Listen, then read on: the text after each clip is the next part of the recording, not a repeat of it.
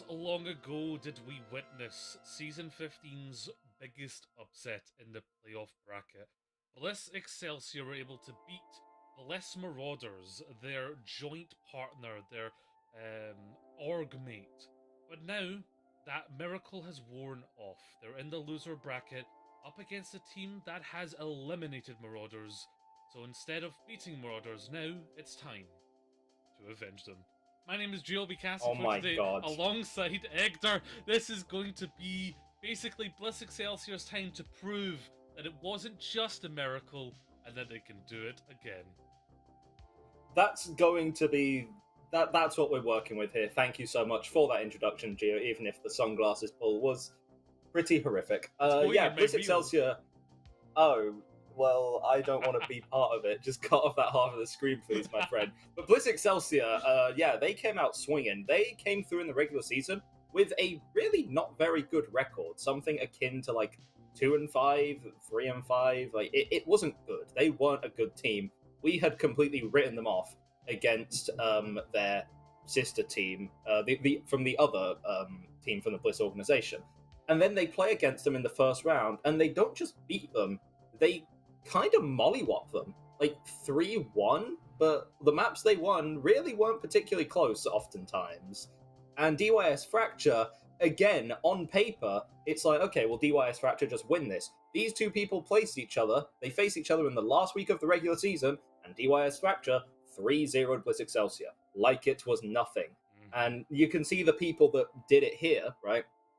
Massive shout out to Witty Weeb on this team. I've been able to cover them before, and oh my god, they are a threat, like for sure. Is going to have to go head to head with some very strong players on the other side, however. But yeah, DYS Fracture on the kind of opposite end of Excelsior had a very strong regular season. They lost a couple of matchups. They weren't necessarily perfect, but I'm trying to get up their record right now. It was something fairly one-sided. I want to say like an 8-1 kind of record. Yeah, that's exactly what it was. Not 3-1. No, sorry, not 8-1. 7-2. But still infinitely better than what Bliss Excelsior managed in the regular season. Yeah, well, what really matters and what we found out is these numbers are great and they are a very good indicator of the team that's better. But Bliss Excelsior, the people before you right now, they prove the point I've always made. It's about the night. It's about the fight. It's about what you do in the playoff match that matters the most in this point of the season, and they're one step away from being in the grand finals. And I'm sure a team that was second to last didn't think that was going to happen. Nepu, Larvin Alvin, Carlos, Tark, and Ikbin Online. This group were a powerhouse together. The DPS were popping off. Nepu came into the broadcast and gave us one of the most positive, uplifting interviews we've had in quite some time. And I was instantly a fan. Instantly a fan of the energy and the vibe of Bliss Excelsior. But that's not to downplay the fact that they're against a team, DYS Fracture, who are much more than suited to ruin the hopes and dreams and to basically be the team to double tap the Bliss org teams. Bliss Excelsior just want to prove that their last matchup was not a fluke, that they didn't have a good day where they were firing on all cylinders, and Alvin before the match just ascended to a higher plane of existence and became Tracer for a bit. But they're looking to prove that no, they are serious contenders in this tournament. They're not going to be one-trick ponies with their one good match and going to rest on their laurels. They're going to take the fight to even better teams. Teams like DYS Fracture, who we absolutely cannot count out. They've steamrolled their way to this upper bracket matchup between Bliss Excelsior. They absolutely deserve to be here, with Ilios being our first map. I do have one small area of concern with Bliss Excelsior. No Seraphim on their side. And last time from Bliss Excelsior, it was the DPS. Larvin is still around, and Larvin is still going to be spectacular. Seraphim is still there on the bench right now. I'm going to... Maybe memory doesn't serve me well here. I'm not sure if Carlos played last time for Bliss Excelsior. If Carlos is anything like Seraphim, then you're going to be just fine, right? But that does confuse me a bit. You have a winning formula. Why fix it? It probably wasn't their choice. Yeah, I doubt they chose to, have one of their starting players, someone who, she showed up in that match, Seraphim. She was constantly getting X eliminations and turning things around, be it on Ash or any of the head scans. But Carlos would come out and shock us. DYS, they'll be starting here with their ban. Early days here in the ban phase, so we'll get to feel out what these teams are basically going to have scouted about each other. Hero ban's going to be the number one way to approach things here, but early on in the series, I don't feel that they provide maybe as much value, because both of these teams, yeah, they have some scouting information, but they are still trying to suss each other out to quite a degree. They're mostly just going to think at their style, and yeah, never mind, DYS Fracture have eyeballs and they watch the stream and they laugh and ascend to a higher plane of Tracer and don't want any of that smoke. So yeah, on control especially, that's going to be where Tracer's the strongest, I'd argue. On other maps, you can afford to play more kind of long-range hit scans. You have enough natural distance from the Tracer, so she's not as much of a threat. Control is kind of her playground. So Larvin is going to be neutered by the Tracer ban, but is going to be more than capable on some other characters. I believe pulled out the Reaper, the Torb on occasion in the last matchup too. Bliss Excelsior, they're going to have their own opportunity to ban out here. Looking at what DYS Fracture like to play, they seem to favor Wrecking Ball, or even... They're kind of two polar opposites. They either favor a Wrecking Ball, or they favor a Reinhardt. Playing Reinhardt would be throw. Like, you would be throwing. So, Wrecking Ball ban on Ilios, not totally unreasonable. A pretty good map for Ball, all things considered. As we have that timer up. While Bliss Excelsior going to ban out. Drum roll, please. Please. Drum roll, please. Very cool. Okay. What are... Yeah, my reaction too. You probably could have saved it for when Tracer wasn't banned. Kerry's quite good at dealing with a Tracer on an angle.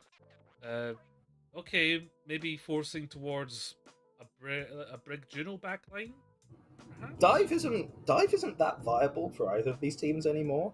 Tracer and Kiri are both key components of that comp. You can play it on a Brig backline with maybe Genji, Soj, and a Winston on your side. That would still be fine. You can't play the double flex support realistically anymore unless you're going with an Ana Juno. Brig Juno is still probably the best style that you have.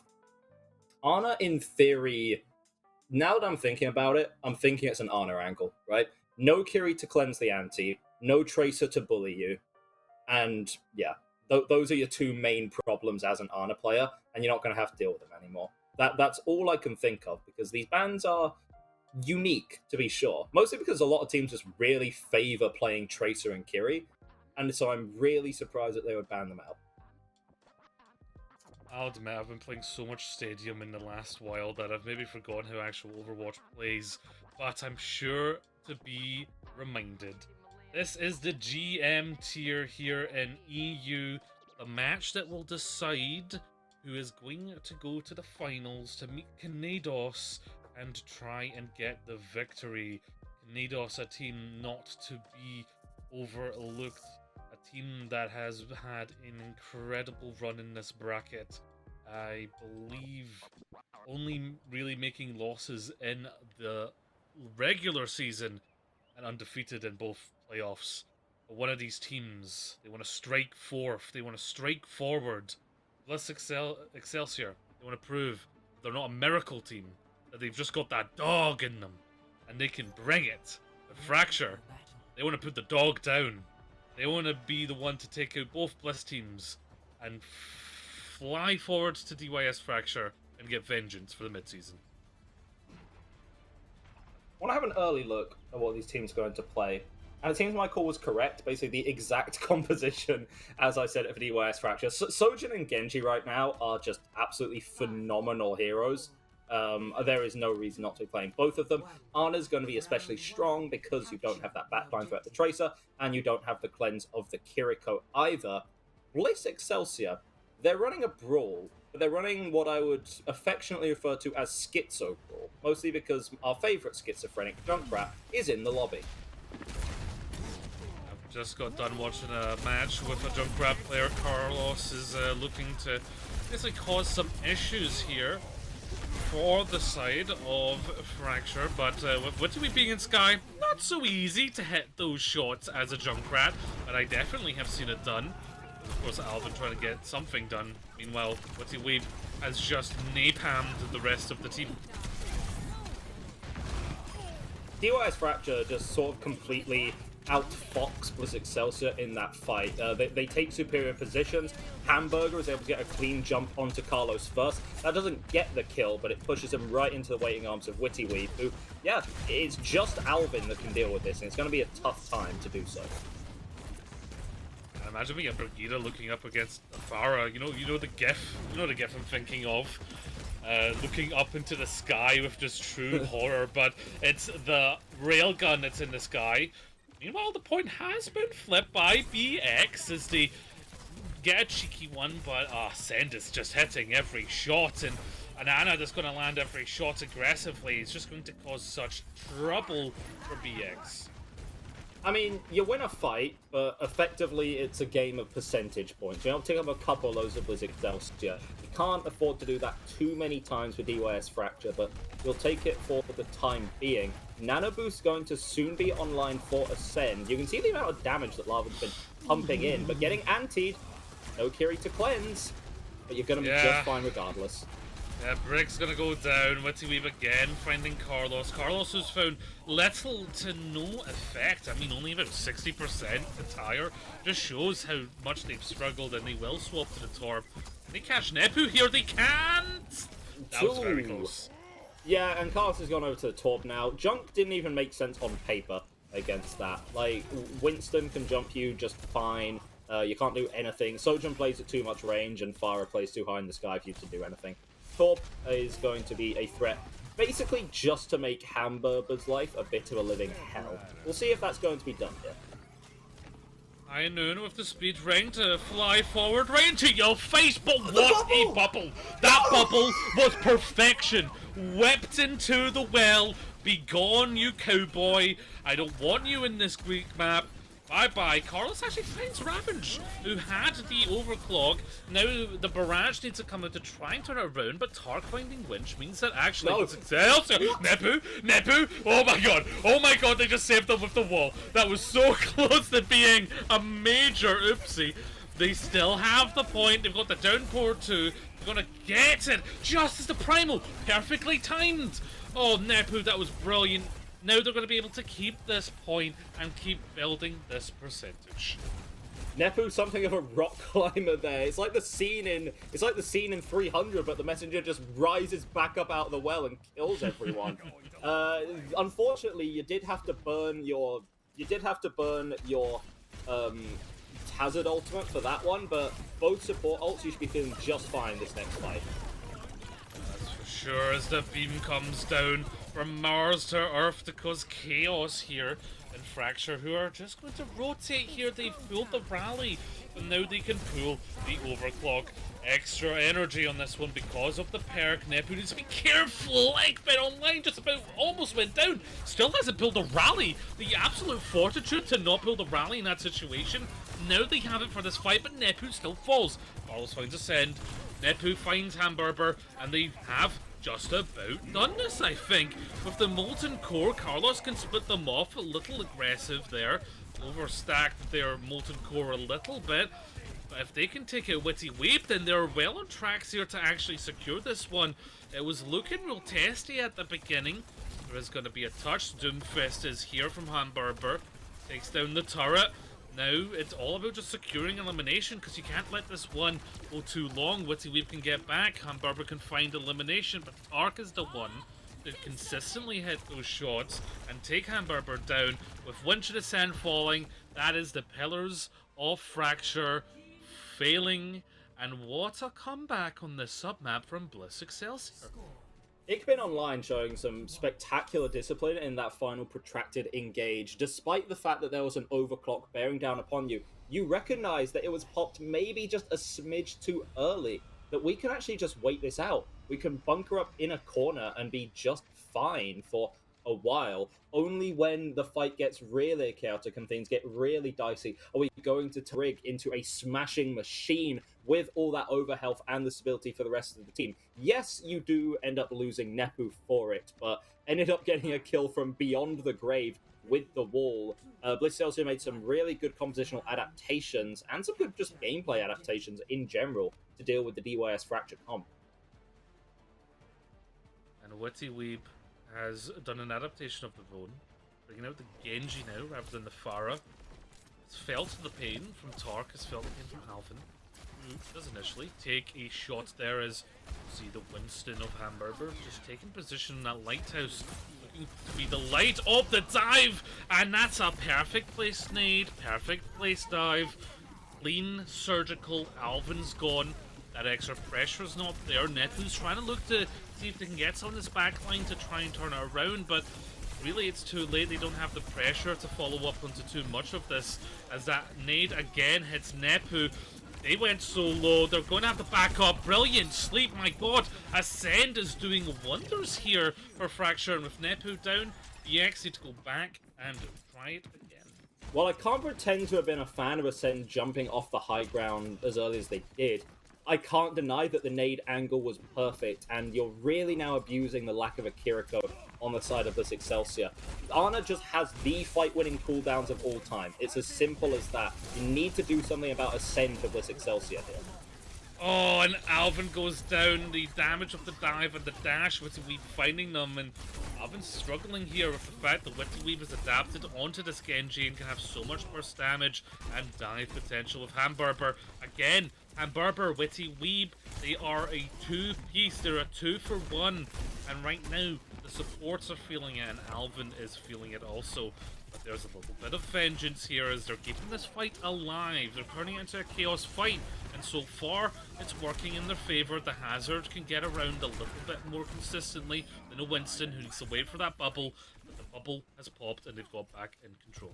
Fight got sloppy, really sloppy there for DYS Fracture. They had the numbers, they were feeling just fine, they had ult setups to go, but their positioning was just all over the place. They couldn't decide where they wanted to play, and Bliss Excelsior is not a team that you could afford to get sloppy against. You do have the Nano here. Wonder if you rip it straight onto the Winston or wait for Weeb to get up to that blade instead. Rip it like a Beyblade right onto the point. That's a big monkey fist. I mean, they're going to need more than 100 men to take down this gorilla. Hamburger is just on point and in charge. Not quite got the point yet. Obviously getting baited for the web shop, and Prime has enough jumps to be able to out-bait it right into the back line, but there's not enough follow-up here to what Hamburger is doing from the rest of the team, and that lacklusterness has meant that there's a lot of percentage being built, an opportunity made with Winch going down.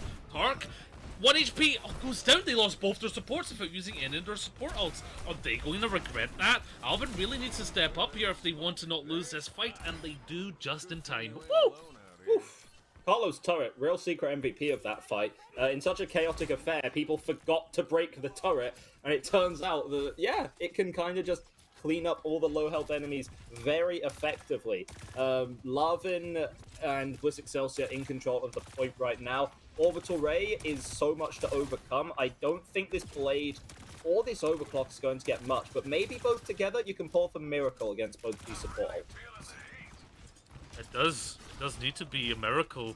They need to play it perfectly here. Someone getting a pick would be perfect, but the Noon is going to create enough disruption. Hamburger's completely alone. Goodbye! What? Just gone. Harambe'd. Now they're needing to back up. But it's 5%. They need to go in. Witty Weeb needs to pull this blade. They're on the point. Molten Core's on the point also. What are you going to do? Deflect Molten Core? Your blade's going to melt, bro.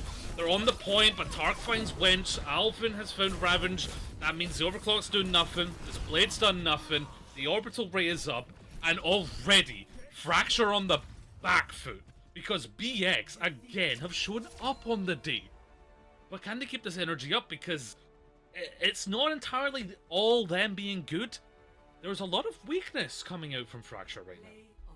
Whether by fortune or whether by some kind of 4D chess, what happened in that final fight is Larvin pops the Deadeye the exact second that Winston jumps in. And one Winston can't shut down the Deadeye. Everyone else is zoned back because they don't want to walk into the Cass's LOS. And at that point, the Winston is stuck completely alone. Your healers can't look to heal. Your Genji and Soj can't peek to hit a rail or some shurikens because the Deadeye came out at the perfect time, and it just meant Hamburger died. Without your tank, that is your big head honcho. The rest of the family is going to fall. Bliss Excelsior, looking good. Not infallible, as you said, but looking good. Carlos, don't play Junkrat again, my guy. Okay? You had your fun. You lost every fight. Like, it wasn't even close. You swapped and immediately started winning. You are not the problem, Carlos. Junkrat is the problem. Okay? I think EX should ban Junkrat just so Carlos can't play Junkrat, and then just to force it in that way. I have heard that they have Seraphim here apparently is what I've reported in as a sub. So yeah, so there is that ability to play if you want. I guess maybe more of a double hit scan or whatever. Yeah, but you fail to consider that Larvin is a god of Overwatch and can also play hit scan just fine as well. Without, oh no, I can't play Tracer. I'm just going to play Cass or Ashe and hit every single shot on it. But, right, pop off, King. That's not my decision. Go for it, man. Exactly, and you were right in that fight with the turret just being up. It's like, if I give you the option, do you want me to throw this bag of coins at you once, or just keep throwing 1Ps at you for the rest of your life? You're not going to want me to be there constantly throwing 1Ps at you, because eventually I'm going to hit you in the eye at the wrong time, and maybe you walk into the back. But, like, that's what you need to be aware of. These chaos fights are definitely being won by Bliss Excelsior, because when it gets to chaos, Fracture kind of live up to their name. They don't really play as well as when they're doing a coordinated initiation, like a dive. They're very good at initiation. It's just when it gets to the chaos, it feels like they begin to just fall apart the longer the fight goes on. And I'm trying to think what you can do for DYS Fracture, because their comp was never really the problem. The not having a Kiriko was a bit of an issue, because the not having a Kiriko was a bit of a problem on both sides, but they seemed to be fine. It was mostly, surprisingly, it was on the DYS Fracture side they were benefiting most from that Kiri ban, because in the first couple of fights on Lighthouse, they were just hitting nades, flying them up, simple as that. It's almost like now you have to adapt to the adaptation, because interestingly enough, DYS Fracture lean even harder into an anti-dive style rather than trying to, continue to mirror some kind of dive of their own. They had a Hazard, but honestly, the Hazard didn't get that much support in terms of, the rest of the team being able to go on a dive. And on Hazard, you can't really do that. You just don't have the range. You don't jump far enough, at least not until pretty late in the game when you get that major perk online. So they were playing really defensive, and they were able to sort of get themselves to the point uninterrupted and without much problem, right? I think that DYS Fracture had initial cap of Ilios Lighthouse, and I don't think they should have ever had to let it go. Like, yes, okay, DYS Fracture want to play point. Yes, they can bunker down there effectively, but also, like, they have the Juno speed ring to get there and not much. I'm thinking anywhere they try to walk, Winston should be there, zapping all of them, building instant primals. You should be nading the chokes that they walk through. But unfortunately, those kind of individual micro plays weren't all there. We do have some substitutions for DYS Fracture, though. They are flexing the depth of their brains and the depth of their roster right now. Crimson and Mod are going to come in. Mods, kill this man with hammers, please. Mod. Yes, Crimson in as well. Obviously, Mod has been put themselves down as a Reinhardt player. I mean, it's 2025 and this isn't Stadium, so I'd love it. Don't get me wrong, but I mean, it takes a whole new person. Oh, Leaky's in as well. Okay, right. They're shaking up the whole squad.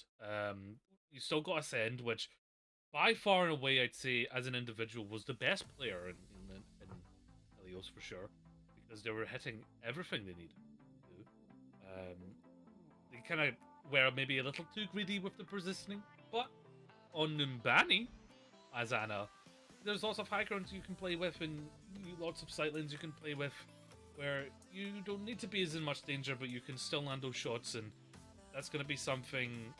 This is really going to take BX to task here, because if they are not going to play the monkey and they're going to play something slower like a Diva or Hazard, then Manny's going to be tough. Carlos is it's been brought to my attention that Carlos has just sent me a message saying, "Watch out about what you say about my rat." To which I reiterate the exact same point. You lost every single fight with the Junkrat, and it wasn't even close. Stop playing that dumb dumb character. You're not going to win. You were good. You were.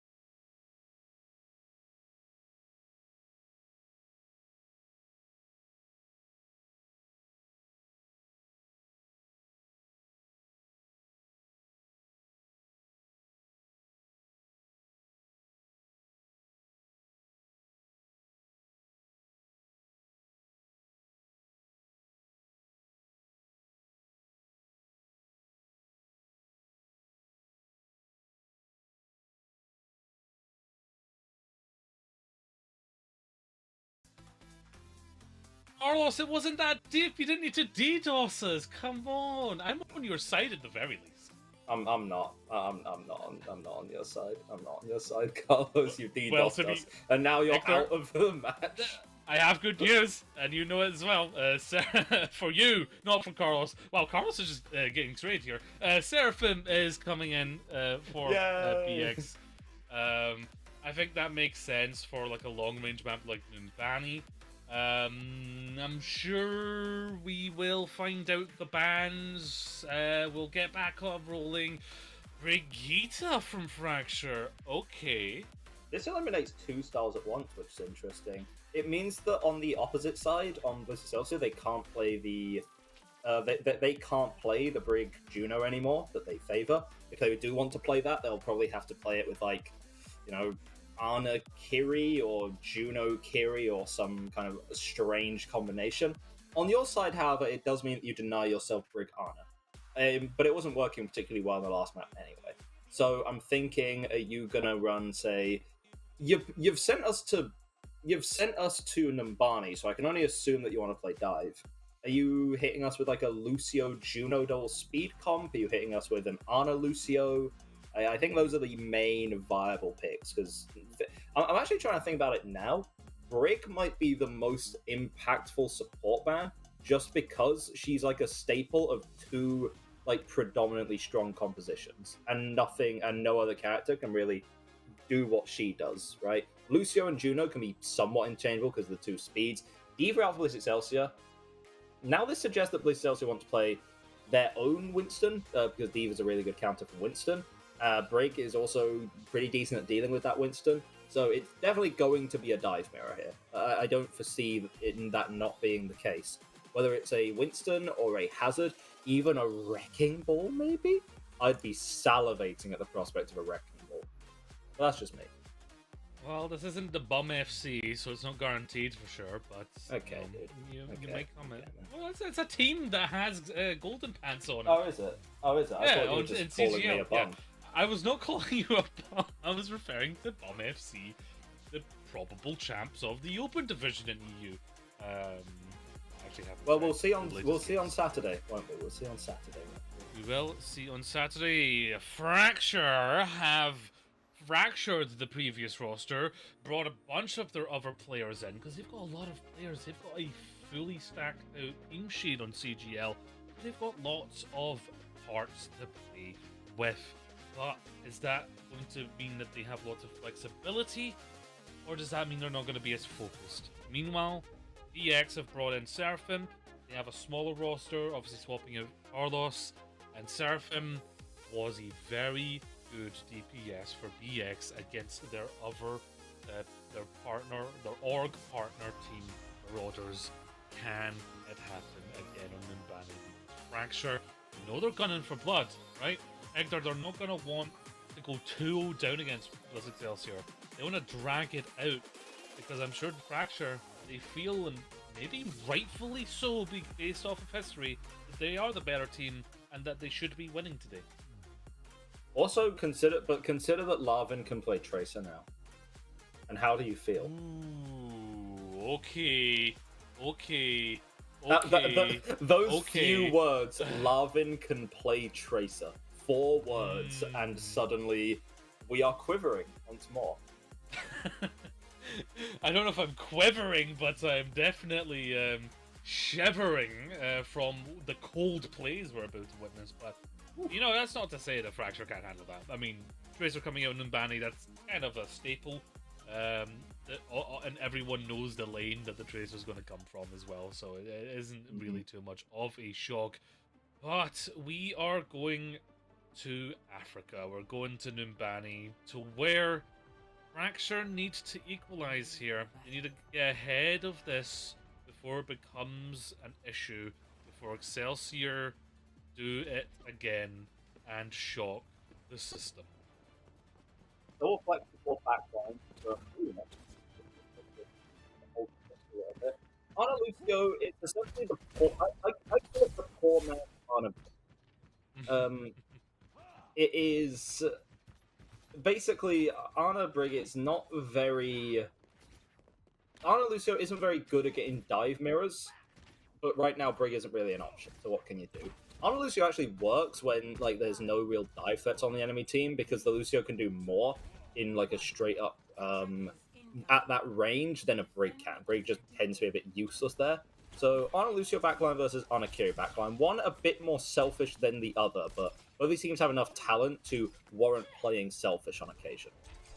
As long as you don't do a Frogger and boop the enemy Genji into your Widowmaker player, causing them to die, then you should be at least doing something.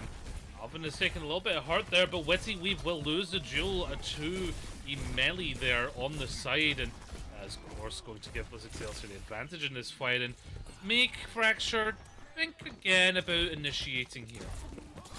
Sometimes you just have the mechanically better player and win, and that's pretty simple work. Nepu gets slept up, antied, hit with everything and the kitchen sink. Alive? Escapes. But DYS Fracture get a lot of space for that. Nepu's alive? That's mad. Seraphim is going to go down though. Not much Ash can do once the coach gun is out against a monkey in their face. Ascend is going to fall. That's another good sleep hit onto Nepu. Tark falling now, so Mod has put it in a great position for their team as Nepu's just holding that block, trying to extend the fight. But DYS Fracture, yeah, once they got that good dive into the back line, they were just walking from there. Even though Leaky ended up going down in that protracted fight, really did make it work for the rest of DYS Fracture. You've got that initial sleep onto Nepu, plus the anti still no Kiri being played on the Bliss Excelsior side, and they kind of got exposed on that front. Nepu didn't die in that exchange, but you forced so many resources and so much space, it was pretty easy to take all of the space you wanted to after that one.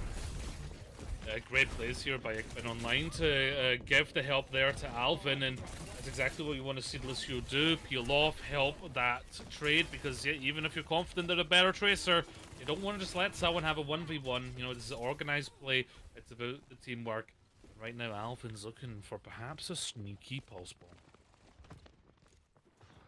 How loud are your footsteps, Larvin?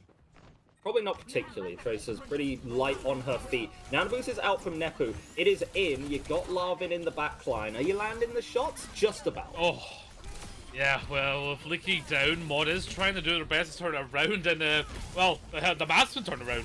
The teams are completely on the other sides from each other.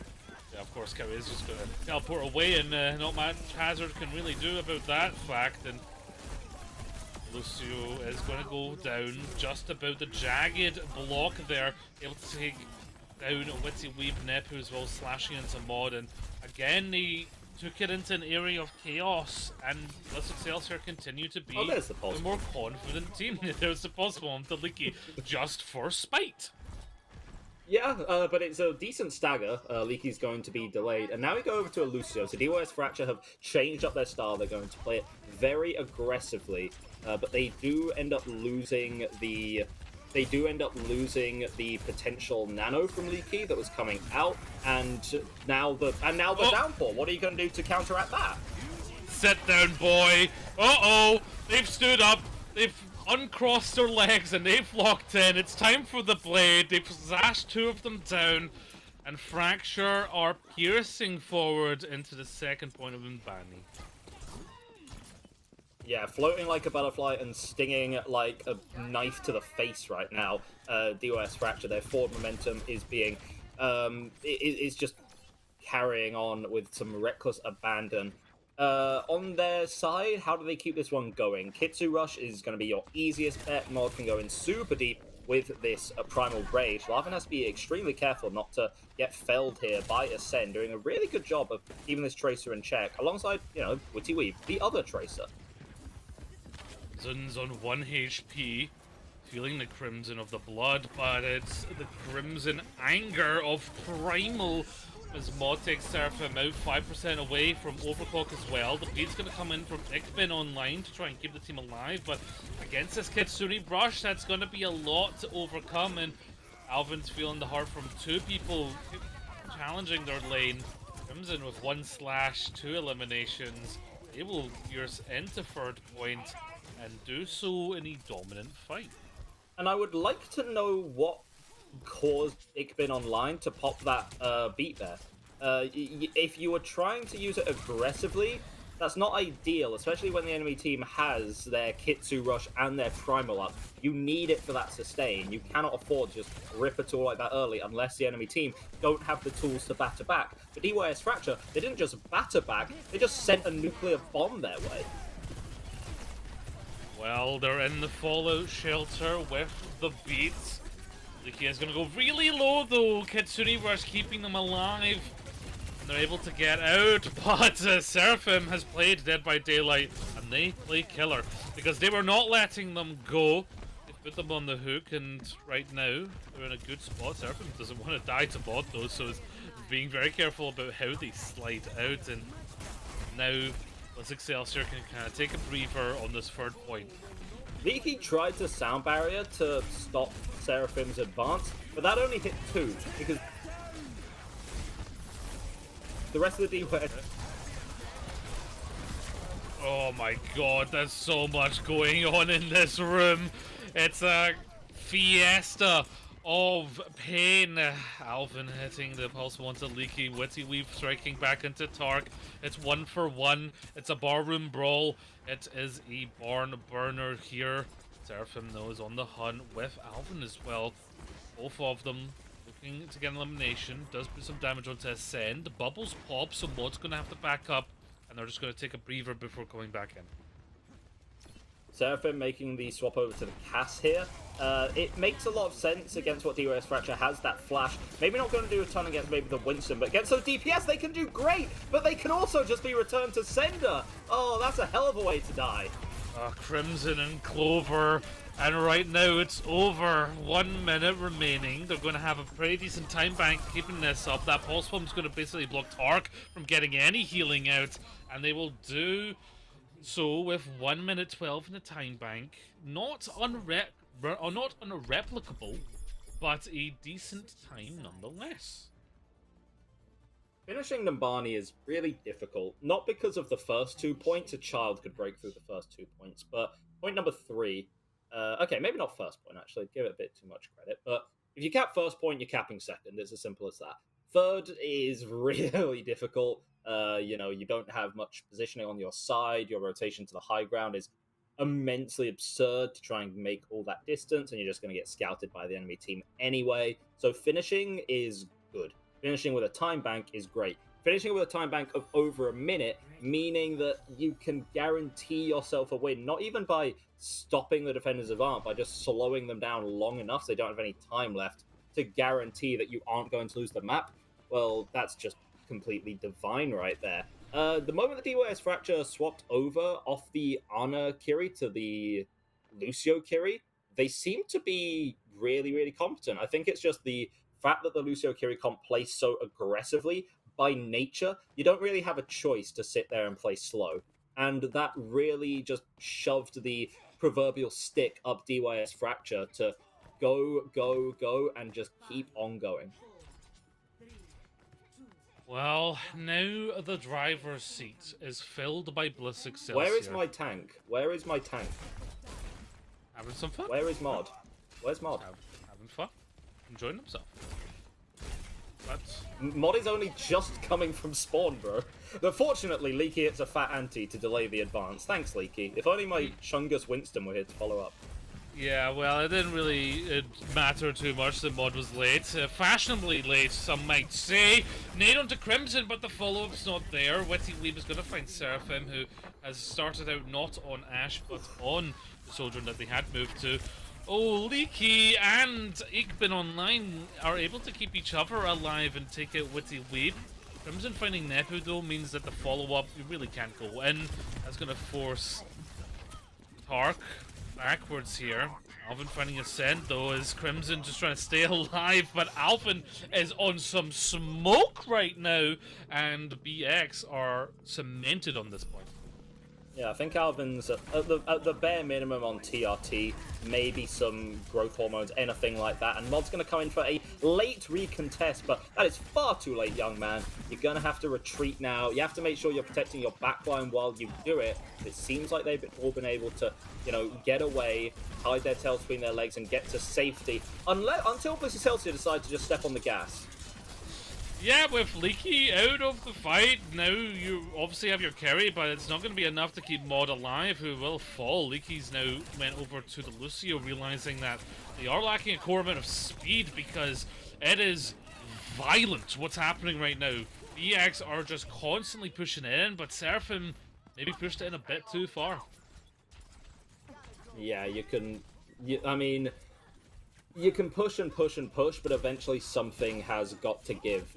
Seraphim's late kill isn't going to mean a whole lot here. DYS Fracture, they weren't necessarily favoured in that fight. They were coming off the back foot, a bit of a scuffed recontest of first, but now is when they need to halt the momentum. Ascend's Kitsu Rush is going to have to be strong. I really am looking at Crimson to build up a blade here as well to counteract Bliss Excelsior.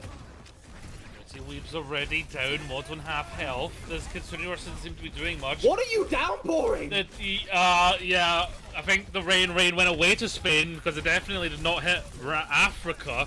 Nepu is taking so much hurt and trying to make up for that downpour that they're going to fall over. The nade is the only thing keeping Fracture at bay momentarily. Crimson could come in, is going to Blade. I think probably didn't need it, but to be fair, Alvin did get elimination. They have beat for this. They want to stay in this fight without Nepu. That's interesting, and it hasn't worked out for them. Yeah, it absolutely has. It turns out Nepu was the one who made that song all that time ago. He is the one who blesses the rains down in Africa. He just does it really badly, apparently. And I'm very impressed that DYS Fracture are able to turn that fight around. It is, as I said, we're looking at Crimson to build a blade, and Crimson did exactly that. Now they have a beat online and a primal, plus Witty Weeb's ace in the hole as well with that pulse bomb. So DOS Fracture, now they've stopped the momentum once, they can continue to do it again. Yeah, Mod's been good with these primals as well. They really can like control the fight. Oh, What's no. Oh, this could be big, and it gets a stick! Oh! That's a 2-for-1 with the pulse bomb, and who was it? Both your supports get back to spawn, because Witty Weep just won it with a single pulse bomb. You couldn't dream for a better fight than that for DYS Fracture, because in all that exchange, Ascend builds to a Kitsu rush as well, right? Alvin is... Where is Alvin? In the enemy team spawn room. No one died, so you're not really going for a spawn camp, and now you've staggered yourself out by another, 15, 20 seconds or so. Good going, fella. There might be a thing is too much fun, and I think Alvin was maybe having some of that. Nepu is in this fight, which has allowed Mod an opportunity to just go right into the backline, basically cutting off the backline completely. Nepu needs to back up, be defensive, and now by the time Alvin is back in this fight, they've already lost the fight. That was a very good initiation by Fracture to realize that Bliss Excelsior were not backing up enough. Fracture's getting confident, and you do not want to go against Fracture when they're getting confident. They had that pick, Witty Weave actually taking the 1v1 with Alvin and winning. That's a very different look from what we saw at the beginning of this matchup. However, now they only have the sound barrier, and they have to counteract a blade and a downpour with it. It's on Nepu to actually hit the downpour this time, however. Ooh. Witty Weeb is going to go down as the whole team was just hunting them. Meanwhile, DYS Fracture were just sitting his high ground, hoping it wouldn't happen. Seraphim has immediately been pushed back by a beat, countering the blade. You hit nothing again! Okay. Crimson, half HP, needing to back up, scamper back to the support line, gets that health, but Seraphim doing their best to try and follow up. Ekben actually takes Mod out. Witty Weep has found Tark, but that's not going to be enough. They will get this for a point, and now they're rolling, but if they want to match the time bank, then they got to be pretty swift here on this attack. Seraphim often so favored for the hit scan. That's what we were seeing in those earlier matchups, but putting in a bit of a clinic on the Genji, at the minimum in that fight, DYS Fracture, okay, well, they really... My only theory here is they really hate Nepu and don't want Nepu to play the game. Because as a Bastion, you are far more vulnerable to both the Tracer and the Genji. You only really are effective in this comp against that hazard. Well, Crimson has found Alvin because the rest of the Bliss Excelsior had to back up so much. Alvin was just in a bit more of a vulnerable position, and yeah, this is just punch damage. It kind of looks like one of my comp games when I get to play Winston for once and they swap to Orisa Bastion. And now Nepu, now Nepu's going to take the residual of their own. What a dishonorable day this is, and what an awful crosshair. What is that crosshair? Go back to Minecraft with that. My God, Orisa players, man, what on earth? But Seraphim also making a lot of sense going onto the Sojourn as well. You can just farm rail off the Orisa, the Bastion, you can play the range, play the distance. What is that? Infinite Online also has a scuffed crosshair. This is just the match of the silly crosshairs. That's crazy. Yeah, Nano onto the Orisa gets basically mostly just jeweled away, and Crimson's found the blade enough that there's actually traits here. Crimson could fall. Is going to be alive for now. Finally, Seraphim finds them, but there's an Orisa alive. What are you gonna do? Like, take them out? Like, that's just a lamppost in the street. You're not gonna win against that. One-man wrecking crew. That's what the Orisa does for you. And DYS Fracture are also looking very good on the ultimate side as well. Tarkalan going over onto the Ana now. You're not going to be able to build up to a Nano, and I like the idea of the anti, but there's still the Kiri on the other side. Nepu just walks out and eats every ounce of damage. My God, but was it a bait with the beat? No. And Kid City Rush is going to be the potential nail in the coffin, because for them to retouch now with 10 seconds remaining, someone's going to have to be the fall guy, And what's really falling right now is Bliss Excelsior's chances at continuing their lucky streak. DYS Fracture has basically turned around and said all that for a drop of blood, because they have come back with Fire and Fury. Bliss Excelsior might have a chance here, but the Terror Surge in the backline of Bliss Excelsior much more effective than that of Nepu's. They're going to finalize it. Seraphim's going to fall, and on Numbani, you see Fracture equalize here and draw into question if that underdog story is going to have its storybook ending. Yeah, see if the cool little puppy on the side of the street is going to be beaten to death with a croquet mallet while someone sings "I'm Singing in the Rain" the whole time. Yeah, things got silly at the end, but ultimately, Witty Weeb, they just bullied the tank at the end of the day, and sometimes that's all you need to do. And I think this only really makes sense on the third point of Numbani because it's so linear, because there isn't a lot of room for maneuverability. There's only one real lane that you can play, and you kind of have to force the issue. Say, like, you're playing Bastion, but you're playing against angles with, like, a Genji on one side and a Trace on one side, and a Winston's jumping you while the Kiri's downtown, just landing headshots on you. You can't play the game. But when all you really have in front of you is a hazard, like, yeah, you're feeling fine about that. The Orisa swap was a nice idea, as was the Seraphim Sojourn swap, but ultimately they were just a bit too little too late. DYS Fracture built themselves up such a comfortable attack round and such a nice ult bank on that third point that they were able to just cycle those to victory. Exactly, and what you need to be thinking now for Excelsior is, how do we bring it back? I mean, yes, the break got banned, meaning you probably didn't get to play the backline you wanted to play, but Juno can still be banned at some point, so that's still in the air. But they've got a break to think about it, because as we go to our break, it's still 1-1 in this series, and boy, it could go either way. Who will make it into the grand finals? Find out after this short break.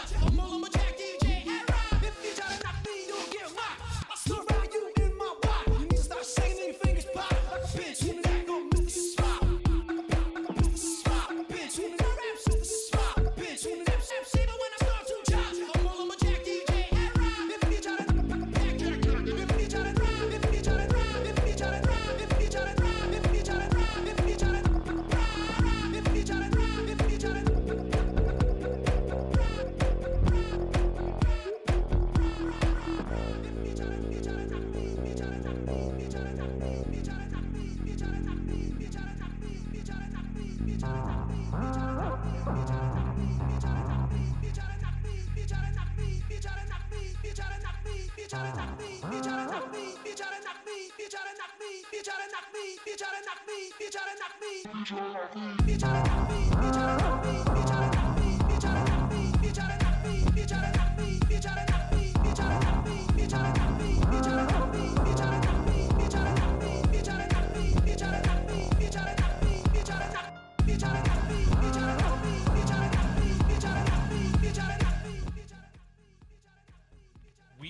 are at a standstill where DYS Fracture have stood up to the plate and stood up to their legacy in Season 15 and said to Bliss Excelsior, it's not going to be easy, you're not going to get your miracle 3-0 here, because DYS Fracture, I mean, we've talked so much about the Bliss Excelsior storyline.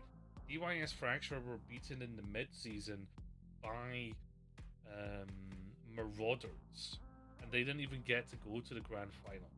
They have now beaten Marauders. Now they just need to take out the team that, on paper, is not as good as Marauders, but in playoffs are a damn scrappy team. Yeah, you got an entire season, don't you? And ultimately, the playoffs are going to be what decides it. What does the regular season amount to in the end in terms of how you do in the playoffs? A couple of preliminary stages, possibly. But Bliss Excelsior really proving that you can get going later on in your timeline and be very successful for it. And they're going to be doing it on New Junk City here. This was I believe, when Bliss Excelsior played this map against Bliss Marauders. That was kind of the map where they proved themselves. You know, they were taking the distance and they were able to bully it back just barely, right?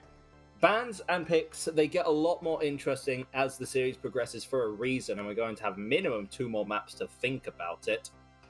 You can see on your screen all of the bans that are no longer available. So no more Diva, Brig, Kiriko, or Tracer bans. Those are kind of standard popular ban picks. In terms of what may come next, Lucio, Juno, possibly. Maybe you get rid of an Ana. Maybe you get rid of Lavan's Cassidy. Maybe you get rid of, the Fire, which caused some problems for Bliss on the first map.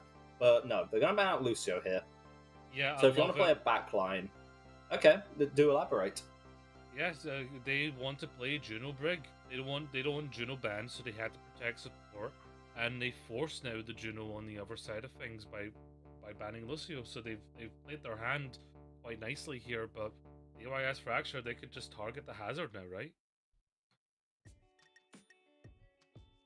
I would be surprised if DYS Fracture did anything other than a Hazard ban here. Surprisingly, the Reaper from Bliss was surprisingly good last time that we saw it, so maybe that goes as well. But I think you're going to a close quarters map here. That is why you, as Bliss Excelsior, chose this, right? So now for DYS Fracture, it's like, well, what do we do? Like, we're forced onto a close range map. Are we going to try and play a Winston or a Ball anyway? No, we're going to get rid of a Sojourn instead, meaning that you probably want to play. Well, actually, you still have basically everything available, right? You might want to play a Rissa again, because you pulled that out at the end. Winston is your most favored style, but that's just not going to work because this is New Junk City, and playing Winston on that map is like trying to pull out your teeth with just 2 pocket calculators, just taped together. It's not going to be very effective. So you want to play a Malga here or an Orisa here, and you know that Sojourn is particularly effective against those picks. That's my only theory as to why you have banned the Sojourn out. Yeah, and on that head scan roll, if you want to play something like that, you're forcing Ash or a Cass or something like that. That line has been forced away, and Seraphim kind of leaned on Sojourn times there on Numbani. When things were a little bit unsure, Sojourn was getting picked. Not as effective, especially in Numbani. Obviously, there was lots of dive happening, so Seraphim didn't have very many opportunities because of the pressure they were under. But it is a different story. No changes to the roster, as far as we know here, they're going to keep what was working on Fracture, and they're going to keep Seraphim in here on Bliss Excelsior. But now it's not Numbani, now it's not a dive-heavy map. I mean, is this what Bliss Excelsior need to turn it back? The observers just find something new every week, don't they? Who is this guy? Who is this diva? That's where it went. That's where it went. I was missing this last time I had a bath. Look at the eyes, though. Mohawk duck. It's Mohawk duck. I didn't know ducks could have mohawks. That's how my eyes look after a comp game. I'm just like done. That's just me, like 24/7. I'm just bugged out like all the time. Anyway, it's on Bliss Excelsior now to take back control. Momentum is fully in the hands of Fracture, and they are not looking to let it go. Pause in the lobby there as there's some banter back and forth from the teams in the chat. So we'll wait until the pause is over, I guess. Maybe a tech pause. I'm sure we won't be here for. Yeah, no. What happened is Seraphim tried to break the laws of the game and pick Sojourn despite Sojourn being banned, and then Seraphim exploded, like in real life, which is what happens when you violate CGL rules. I should know. I had a loving family one time, and then I said something wrong on broadcast, and then they were never quite the same again. So it turns out that when you go against CGL's will, they bite back quite hard. The head rammer missile strikes are a terrifying prospect for a caster, especially if you slip up. That's why I'm very buttoned up. I never say anything out of pocket. I'm very straight and narrow. I'm never too excited and say some weird stuff. I'm always just down the middle, commentator, journalist. I'm never taking sides. So I'm just I'm looking in my closet here. I'm trying to see if I have a hat that I can wear. You know, like a baseball hat, because that just sounds like Cap to me. Okay. Anyway, we're back up and running, folks. On to Junkertown. Junk City. I do apologize. Where in the arena. Okay, Bliss Excelsior lost their minds in the pause. Okay, they're not running out on this. That's my only conclusion. Bliss Excelsior had a pause. Junkrat would be the hardest thing to hit this broadcast since our observers' feed froze, or our production software broke, because I'm not ready to see it, and I doubt we will. Yeah, no. So Bliss Excelsior are going to play something with like a little bit of actual gameplay towards it. DYS Fracture they're basically playing very similar styles here. Difference Tracer v Genji. Tracer's going to be a bit better at poking out the backline. Genji's going to be a bit more flexible, have the ability to play around in more of the map, have some frontline presence as well. Orisa versus Ram, both of them are cyclical in nature.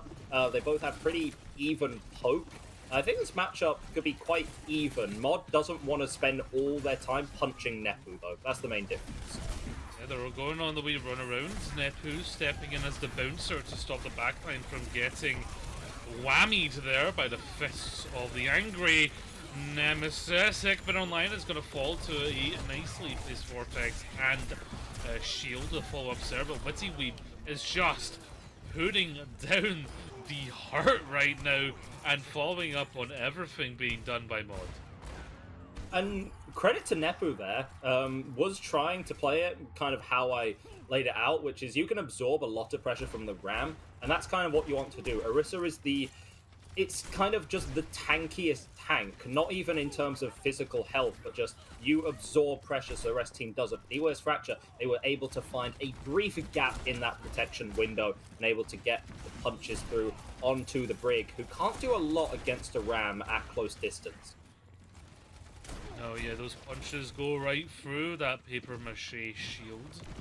Alvin again looking for his backline, but Brigida and Cass are both keeping them at arm's length, so they can't really go in. Terrasar's there on 1 HP, finds Leaky. Nepu alive by strings from the support line, and they're able to win it just off the back of a Terror Surge, so not too shabby. Yeah, despite losing, Nepu did a lot in that last fight. It was by far the quickest ultimate in the game. It was also just a great pincer, right?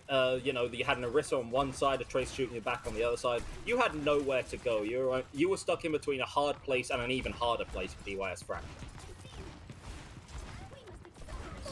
So just trying to keep at this level here, opening up with a beautiful orbital ray and high noon as well. A high noon orbital ray, I think, is a little overkill, but it definitely got the eliminations they were looking for. DYS Fracture, again, they don't even get the chance to use any of their tokens, any of their ultimates.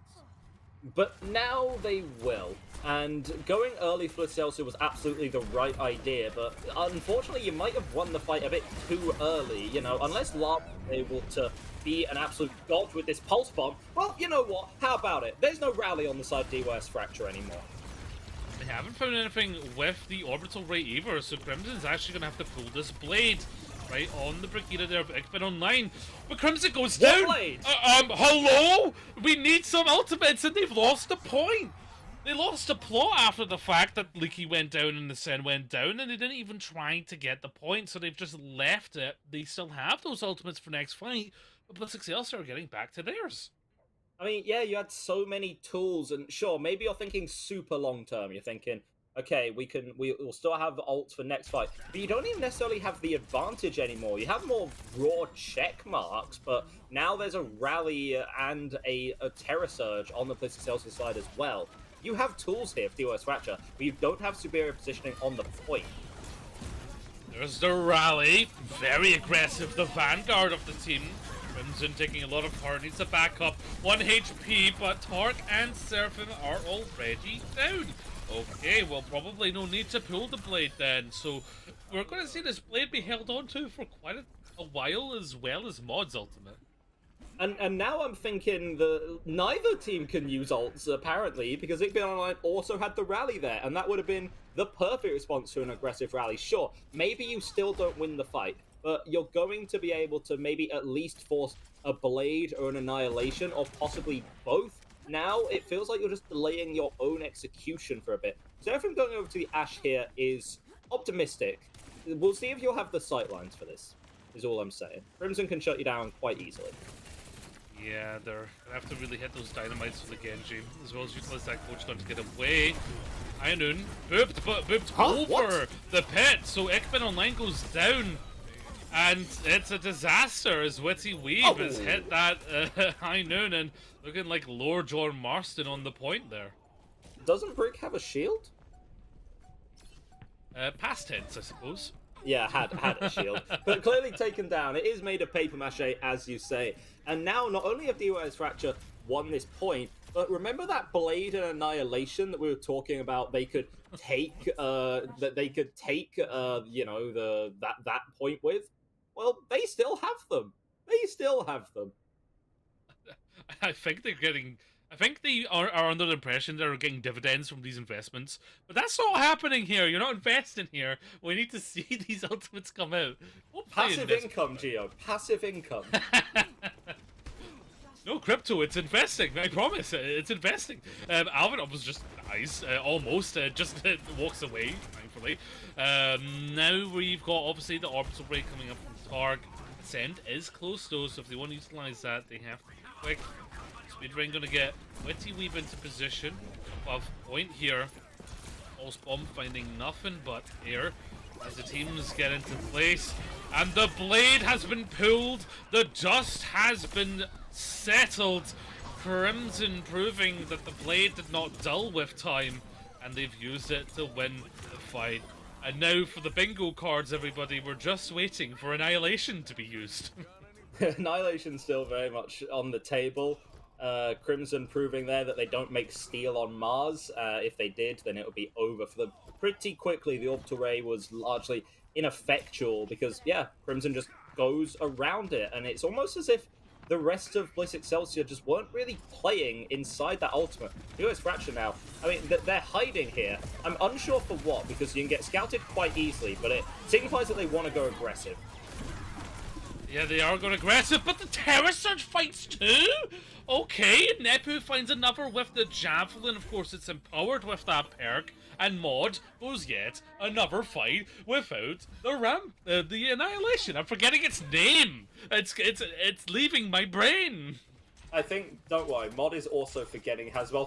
Larvin, what? Larvin has a literal crosshair. I'm so mad at this lobby. I'm so mad at this lobby right now. This is unbelievable. Okay, DYS Fracture. You have an Annihilation and a Juna ult. One of these is good enough to win. Just use the Juna ult and then maybe the Mod ult, please. Yeah, that's so much damage. Those missiles as well into the backline of that extra speed. Excelsior keeping himself alive with a good rotation. They realize that it's pivotal for them to lose the point momentarily so they can come back into this one. However, there's still the rally, and there is still the Annihilation, which they might not even need, because Seraphim has died, as Mod has just walked into the backline and is punching up the Brigida. Ikman online and a lot of hurt right now. Alvin has found a Send, so there's a little bit less healing. That's going to proc the rally from Leaky, as they're going to try and just stay in that fight. Of course, Nepu does need to touch this point, forcing the players into some tough spots. Annihilation has been used! Bask in its divine glory! Oh, well. They're winning the fight right now, if that helps, because Nepu's going to fall to the right clicks there of the Cassidy. Seraphim finds Witty Weed, but it won't be enough to keep the team in a winning position. So now it is map point for Fracture. Mod, you could have had like 12 Annihilations, and you used one, and it ran out instantly. And then after the ult is when you get all your kills somehow, dude. I don't know. Point is, Bliss Excelsior have a massive ult advantage going into this next point here.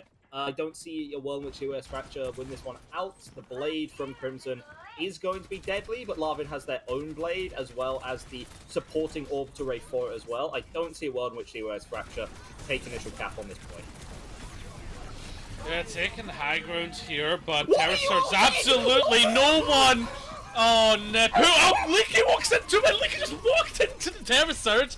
Nepu's found Mod! Fracture have won the fight. I mean, Witty Weave's just hitting the shots. Crimson's just dealing the damage. But there was a little bit of brain rot seeping into that fight. DYS Fracture didn't use an ult! Nepu ults thin air! Did DYS Fracture win? I'm still over Licky walking into it. I'm so mad at this lobby. I'm so mad at this lobby. Leaky walked into the ult as well. Now DYS Fracture are gonna have both their support ults in a protracted fight as well. Bliss Excelsior just used nothing. Please, Bliss Excelsior, please stop throwing. Oh, it's as we said earlier, Crimson can shut down Seraphim pretty easily. Oh. Can shut down Larvin too.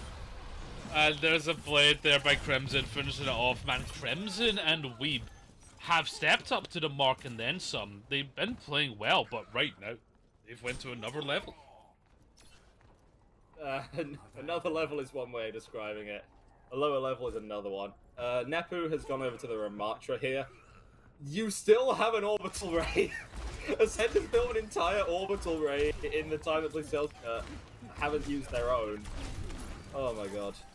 Okay, right. You do need to touch the point. Yep, Deadeye on the high ground. Deadeye on the high ground. Going to drop from the top rope. Alvin falls to it. Both rays are up and running, but Leaky's going to get the rally up. Ikman online, not quite there yet. Seraphim falls to Crimson, who again has been the key player in getting those eliminations. Mod with Annihilation, their second one? I'm not sure. I'm pretty sure that's the second one. And they will win out Junk City. And that was looking very one-sided there. Once we got to a certain point, Fracture were looking pretty confident at all points apart from the first. And it's starting to feel like we're in the point of this match where Fracture have locked in. They had a very slow start, but they've locked in. And Bliss Excelsior are feeling them at their best. Why does Nepu have a big red dot now? Why does Nepu have a huge red dot? Maybe they're really a big fan of Japan and they want to represent its flag? I don't know. I feel like Witty Weeb would be the Japan fan out of everyone, but I guess Nepu is. But yeah, Fracture have very comfortably put themselves into the lead now, and at this point, Egdar, we need to see Bliss Excelsior bring out something else. We need to see them to try something else, because they did not really turn away from playing the Orisa. They were very much focused on that. Obviously, we never saw the Hazard come out to any point there, even though Hazard wasn't banned. Obviously, Hazard against Orisa, of a riskier play, but sometimes if it's riskier, sure, but if it's more comfortable to you in the GM tier, there's room for that, right? Okay, yeah, here's what I'm going to say. There are several multifaceted reasons why an Overwatch team may be losing, and oftentimes it is not a simple quick fix for any given team. You cannot simply say, well, this player should have been doing this, or that player should have been doing that. Oftentimes it is a team effort. Also, Bliss Excelsior, please learn how to press the Q button. Please, oh my god, just press the Q button, because you have all the Qs, and the enemy team doesn't have the Qs. And either you don't know how to ult track, or you just blatantly refuse to do so, and think, no, guys, we have to be economical. It's as we said, on our big ults, they're going to get interest on them over time. And, we'll get 2.5 ultimates out of this one, right? That's not how it works, because you have all of the ults and you're approaching the 4th point and you're down 2. And it's okay, we need to win this fight. What are we going to do? We're going to send our Orisa to ult nothing. We're not going to pull our Blade. We're not going to pull our Orbital Ray. And we are going to lose initial cap of the point and then lose the entire map. Please, press the Q button. I genuinely love you guys. Just please press the Q button. Please. As an argument against your argument, Crimson and Mod didn't pull their ultimates for a long time, and that somehow was a working strategy. Yeah, but that's because for some reason Mod could not get kills with ult if his life depended on it, could only get them without it. Was spectacular on the Ram, genuinely, except for ulting. It's just not possible. It's like you press the Q button and you lose ability to Ramatra. Yeah, obviously, Ramatra, has cleave. Not that it's hard to hit punches as Ramatra, but you have to be used to being up close, similar to, if you're going to be playing, a Reaper or a Tracer. You need to know how to adjust your aim when you're up close, so perhaps it's a bit of that, but...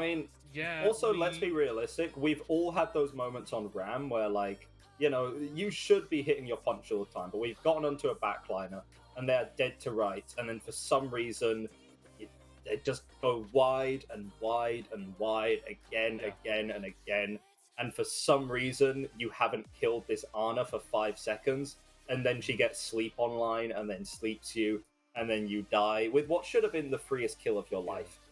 On a character where you don't even really have to aim, you still have to hit a punch, and that is too much of a burden to bear. Yeah, as a diamond tank player, I can definitely relate to missing every punch on Ramatra, but obviously these players are far above my level in terms of play, and that's why we're here in the front row seats to this one. But yeah, Excelsior... we need to see the energy of map 1 Excelsior. We need to see the up against the Marauders Excelsior. It kind of feels like perhaps there's been a dip in the comms or the energy, and maybe there was a bit of an adrenaline dump on map 1, but we need to feel it again, right? We need to amp it up, because if you don't bring it, Fracture are going to win this. They are very confident right now. Every map we've seen in this series, Fracture have gotten better, and their DPS are so warm right now that I'm actually thinking Rialto could be a full hold, depending on what DPS we see, depending on the bans that we see. Fracture are in their element. Bliss Excelsior, they need to find the magic. To find the magic to work for them against Marauders, and to cast the spell again. But Bliss Excelsior are spectacular on Rialto, and we have evidence of this. Larvin and Seraphim are both very capable hit scan players, and they can double up those hit scan on kind of the first half of the map and be completely fine. So I am interested to see if the DYS Fracture DPS players can overcome that. I'd very much like it to be the case. It'll be some entertaining Overwatch, but Right now, I just think Rialto is a very hit scan favored map on account of all the range and all the open space. And even still, I give Bliss Excelsior the slight edge in a head to head hit scan matchup. I think what's best for Excelsior here is we need to hit them where it hurts. Which is the Rialto, head, generally. Yeah, which is the head. We need a headshot here. Rialto, obviously on attack, you're going to be looking at dives, perhaps a poke defense. But if you want to really startle their attack a little bit, you want to go for more of the Winston. We haven't really seen many poke comps from either of these teams. Maybe ban the Orisa, so you don't need to go Orisa. Bliss will ban. Bliss just ban Winston here, surely, right? If they want to play hit scan, yeah, they have it. Yeah. Especially if they also want to play a Sigma, Winston is able to run circles around a Sigma. You close distance like it's nothing. Your bubble completely neutralize him. One of the worst shield breakers like in the game, despite having high damage. Can't break bubbles to save his life.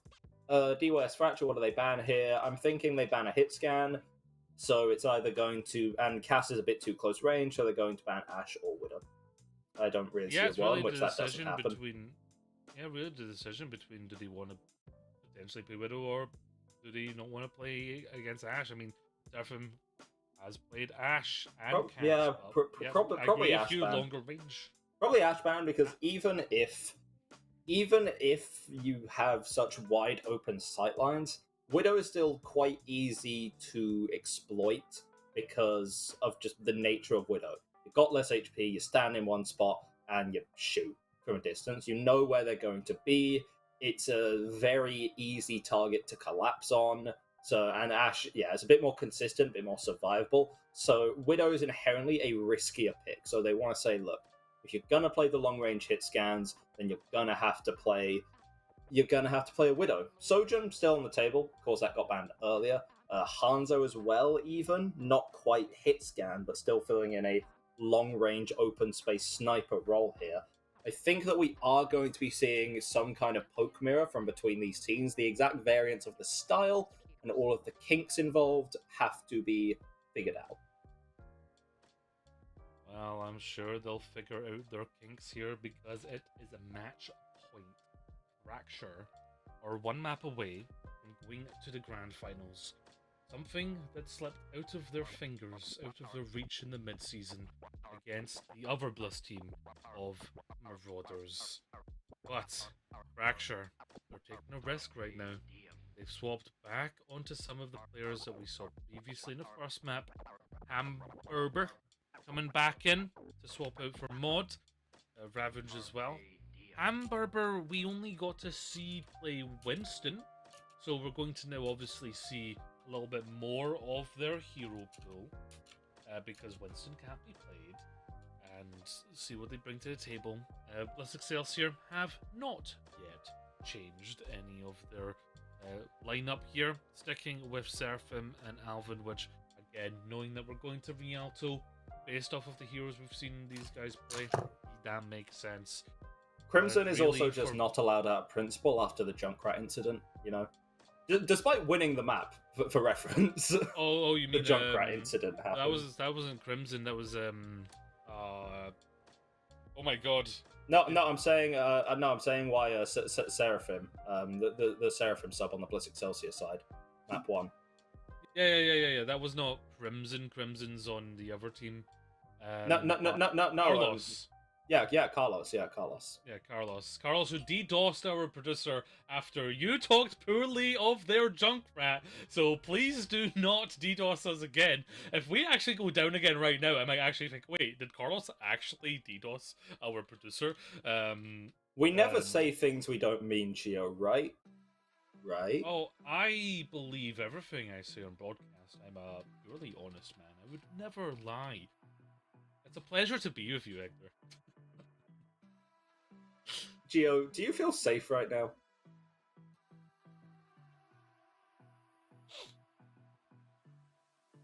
Yes. There we go. I did the double bet. I doubled down on the bet. I double dipped in the bet. and we can't go back. We're just I don't like this bit anymore. I think it's a bad bit. Well, bad bit or not, it is to the canals and the romance of Venice. You and I on a gondola watching these teams fight. I'm sorry, are we? Wait, hang on. I feel like I missed a stage in our extensive dating history that led us to being on a gondola in Venice together. Of course, yeah. Gondola in Venice, eating meatballs in Sweden, Stockholm this year in November for the World Finals. I don't think I had meatballs when I was in Stockholm last time. Okay, I can't lie. I need to tell you about a meatball place we went to while we were there. It's out of the way, but oh my god, it was good. You could have bear meatballs. Anyway, that is amazing, and I am interested. But right now, we got a game in our hands. Yeah, Bliss Excelsior, they need to bear down. They need to find their meatballs. And they need to bring it in this, because right now Fracture are on the verge of sending themselves to the grand finals, making up for the mid-seasons, and ruining the dreams and hopes of the underdog that could, and its Widowmaker on both sides. Yeah, Widowmaker are huge here.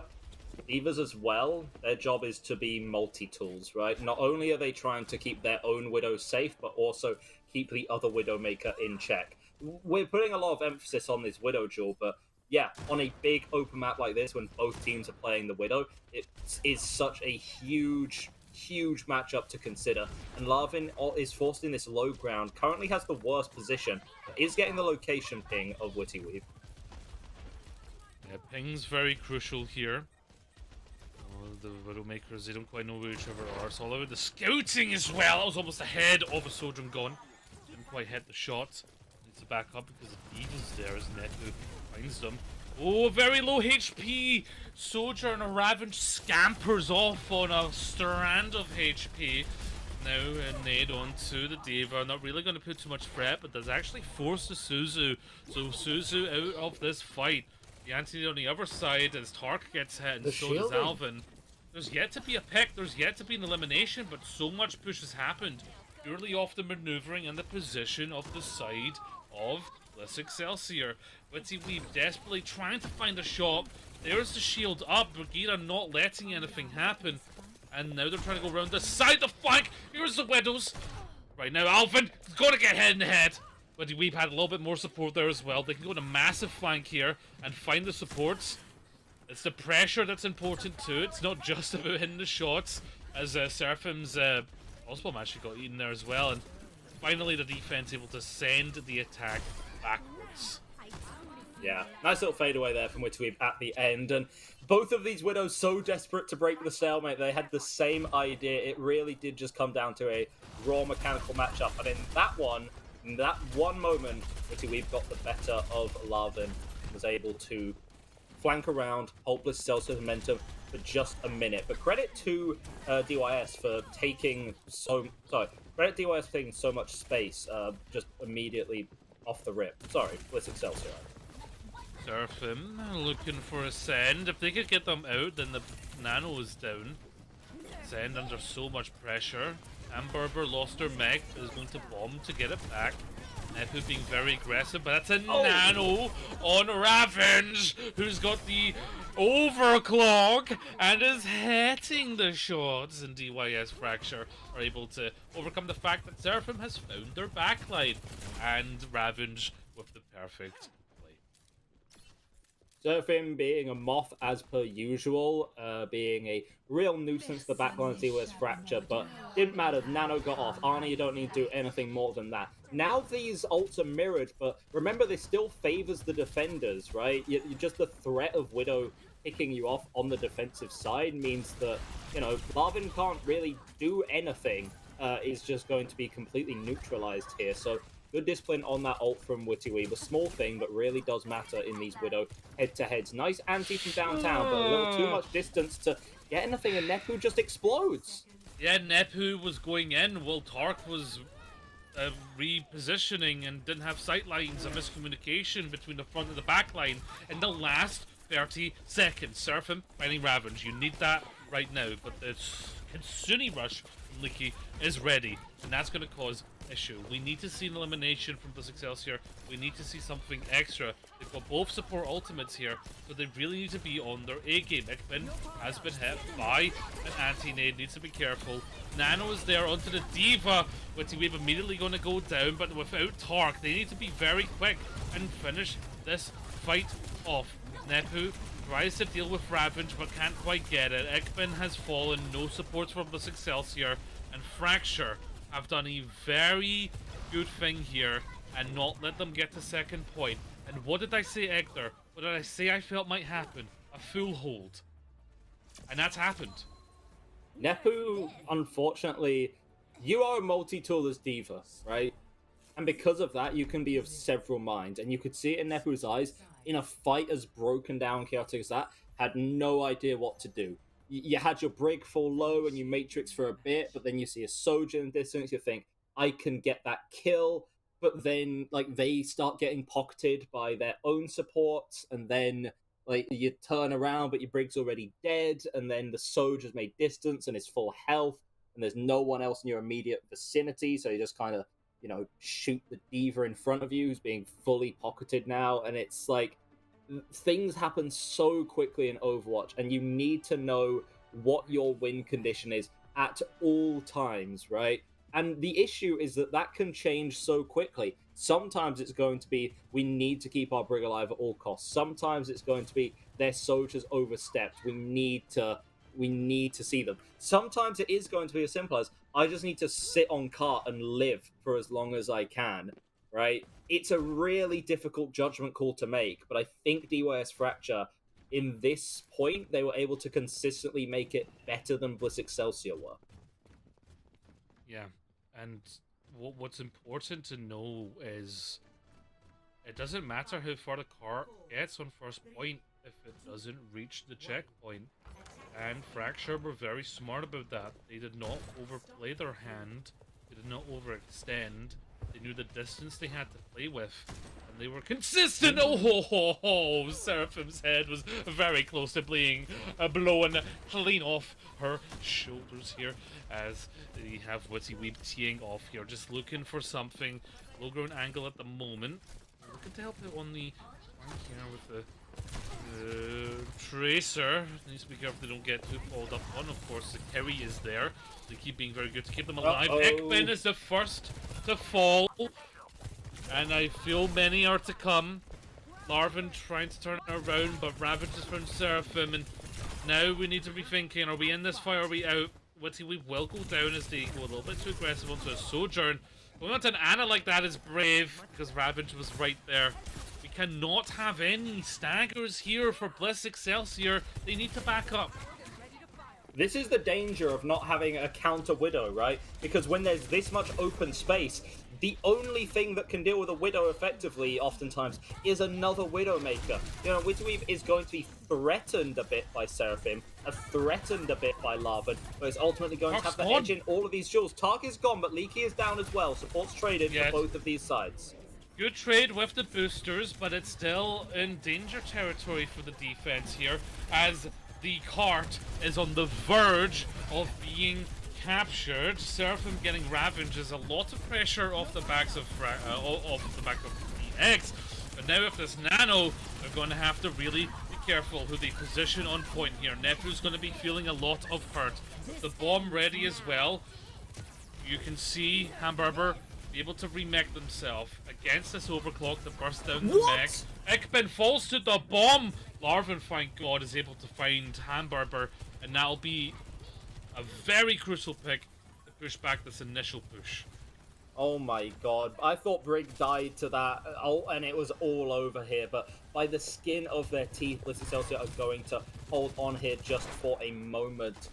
They're going to have a Kitsu rush in the next fight. Bliss Excelsior can...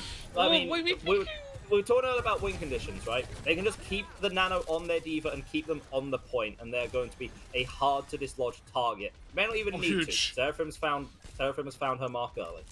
Seraphim has a big job, and it is to deal with the Widow. They've done it. Seraphim does go down for it, but the Nano is onto Nepu, which has forced a big push. And, oh, that's great, actually. Kitsune Rush is there, which keeps Fracture in the point, but Excelsior have backed up. They've got the rally now to keep themselves alive. A lot of damage from Ravage, who shifts into them. Alvin finds them. 1 minute remaining, so anything still could happen, but Hamburger is out of mech right now. They're gonna fall. They're not gonna get staggered. Oh boy. You're still looking so good here for Bliss Excelsior. Seraphim has been a phenomenal. Witty Weave decides that this Widow on this, enclosed last point is no longer the case. Almost just C9 the point. Look at the distance on it, but fortunately, members of Bliss Excelsior, a little too much wherewithal for that. DYS Fracture, you're in your final fight. You just have a nano, maybe a bomb, an extended fight against an overclock, a pulse, and a bomb. That's a tough ask. 20 seconds left. Can BX hold in? And they turn it into Helm's Deep. Witty Weep's already forced the recall. Ascend has got the nano out. It's on to Hamburger, who's trying to take out Alvin, but it's too late. Ravagers went down, and so is Ascend. Leaky has got the trade, but Larvin has stepped up to the point. 3 seconds remaining. Overtime is ticking.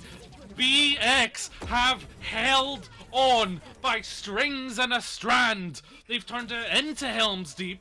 They've equalized here. That was in the bag. Fracture had that one, but BX brought the energy we've seen them bring before, and they have equalized here 2-2. It is match point either way.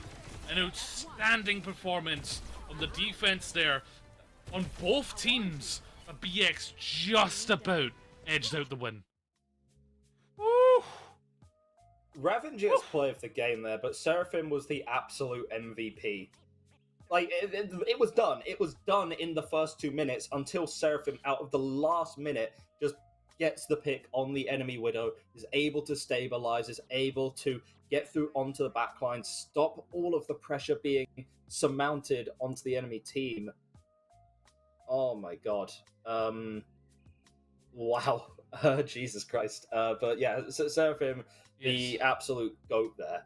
I mean, God. Yeah, absolutely goated, and we are speechless, but this will end.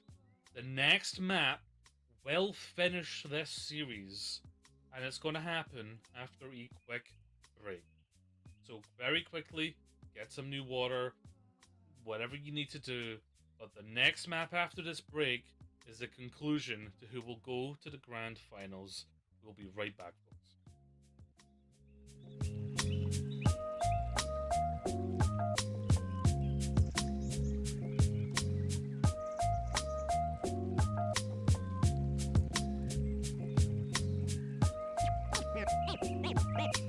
Name straight, new wave.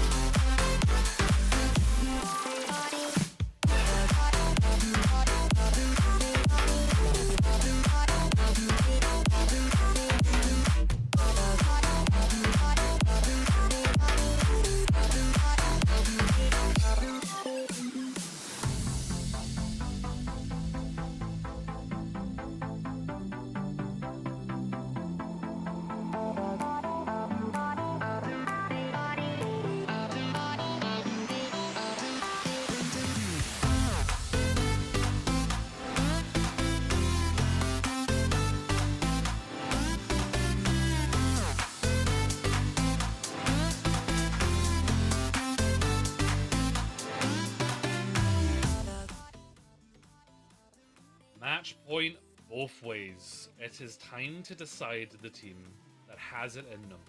On a map 5, to win it all, to move to the grand finals. It's a team which just about missed out on the finals in the mid-season of DYS Fracture against a team that wasn't even in the mid-season. They didn't even make it to the mid-season, and now they find themselves fighting to be one of the top 2 teams, and they've brought the magic again. A new Queen Street is where that magic is going to flourish, or it's going to fade out and die before our eyes. In Canada, of all places, because as a Canadian myself, trust me, I've got the passport. I won't show you, but it's around. Canada is the place where dreams go to die.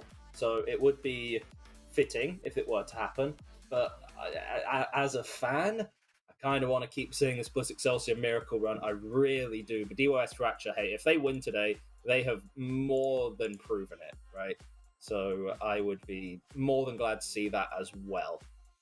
Hero bans, when we get to map 5, that's when bans get tenuous, right? That's when they get super, super chaotic. I'm trying to sense a common pattern here. On the Bliss Excelsior side, they are banning out characters like Kiri, like Winston, like Diva, Lucio, things that generally favor a divier style.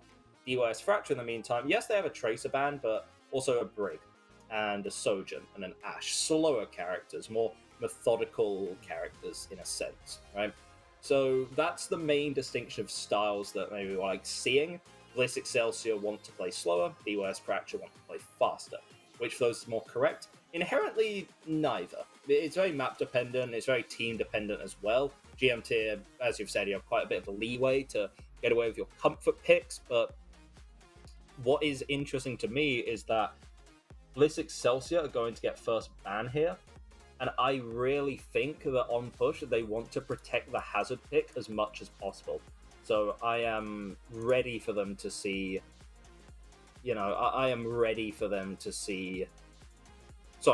ready to see them protect their tank pick. Yeah, and they need to, because, Hazard's right and ripe for the picking, even if that's not what they pick, we've seen them do well on others, and they have banned Cassidy. Okay. What do you think the plan is here? They what is the plan actually? It's new Queen Street. You could get away with a Sojourner and Ashe, you get away with something, right? But surely now you just lose your Hazard. And you really like Hazard. You won the first map really convincingly on Hazard. It's Juno or Hazard, right? Because Juno's still absolutely pickable, and they obviously prefer the Juno rig backline. You could target the Juno or Sakiri, but Hazard's right there, because then what we're going to see, we've seen very little flexibility. We've seen Orisa, we've seen Hazard, and I think that's it in this matchup. But yeah, DYS Fracture, they have a massive opportunity right now, and could this final map actually just be straight up won in bans and shock and horror? It's Hazard. Yeah, DYS Fracture are fine with this. They, admittedly, I'm thinking, can you get away with Winston or Diva on New Queen Street? Probably, but it's a little tenuous. I'm thinking, I still maintain the best tank on New Queen Street is Wrecking Ball. Not just because I'm one of those obnoxious, I'm not that obnoxious of a Junbin fanboy. I'm a big fan. He's a very good ball player, but it's not because of that. I truly think it's just a map which is kind of built exactly for him. There's so many lanes, so many mega health packs is the main thing. But most teams in this economy don't like to play a Wrecking Ball, right?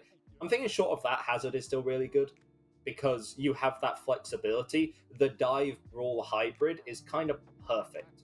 There's a lot of sections of the map which are incredibly flat and you can brawl out, and then some sections where you have to scale some high ground, and then suddenly that leap and that wall climb mantle is going to be successful. Carlos is back in for the final map here. Bliss Excelsior won the first map with Carlos in, and they're bringing Carlos in for the last map. I really hope that Carlos does not kill the stream again. On the other side, Crimson Mod will be going back in for DYS Fracture. If Carlos wins this map with Junkrat, you have to do a Shuri on camera at some point. I could just pay him some money, you know. PayPal Carlos. Yeah, I'll just PayPal like $10 if Carlos plays Junk and wins. What I love though is that Fracture, they've brought Crimson back, they've brought Mod back. They have the plan, right? This is the squad that has done the most consistent damage to BX, and BX have been put in a position where, okay, it now makes sense why we saw Cass banned, right? So if we don't have Cass, we can maybe play something a little bit fringe, where a Junkrat can maybe fly around with mines and not get tapped. But, you know, you still have Sojourn on the map, so there's still those things to play with. And I think out of these two teams, some substitutions, the Carlos one feels like more of the gamble. But again, Torbjorn has always been strong this season of CGL, so a Torbjorn pick is perfectly fine, especially if you're concerned about angles and you can place your turret in particular places, or if, you know, obviously we didn't see all of Carlos's hero pool there. I doubt it's just a Torb and Junkrat hero pool. Maybe we have an Echo come out, or something a little bit more on the fringe of the Flex DPS lineup. Really, I'm just curious to see what they've got cooking here. Taking out Seraphim is bold, not because I doubt Carlos's ability, but because Seraphim saved your last map. Like genuinely. Like, that map was lost bar Seraphim popping off. And I see a vision here. It could be a hero pool thing. Maybe it seems that Seraphim doesn't play the traditional flex DPS, even though Seraphim still put on a pretty solid performance earlier on the Genji. I can only assume that the idea of this is that you want to play like proper flex DPS, like you want to go hard Genji, hard Torb, hard Pharah, something like that, which Carlos would specialize in, right? And initially in the spawn room, that is what we see. Torb from the Carlos. And yeah, I never thought it would be the day, but it's not 2019 anymore, it's 2025, and Torb is not a troll pick. It's actually very good, especially looking at the DYS Fracture composition. Yes, they can play fast, but you are going to be so survivable as Carlos, you should be fine, right? You have to position carefully, but you can get a lot of passive value with the turret, with your sheer survivability, with Torb's aura, also known as his ultimate. No more second chances for either team. This is it, the final map of this series, the fifth and final. Send went super low already. The Crimson's getting in good poke. High charge already on the railgun, and they have control of bridge, which is great for Witty Weeb, who can sit back here.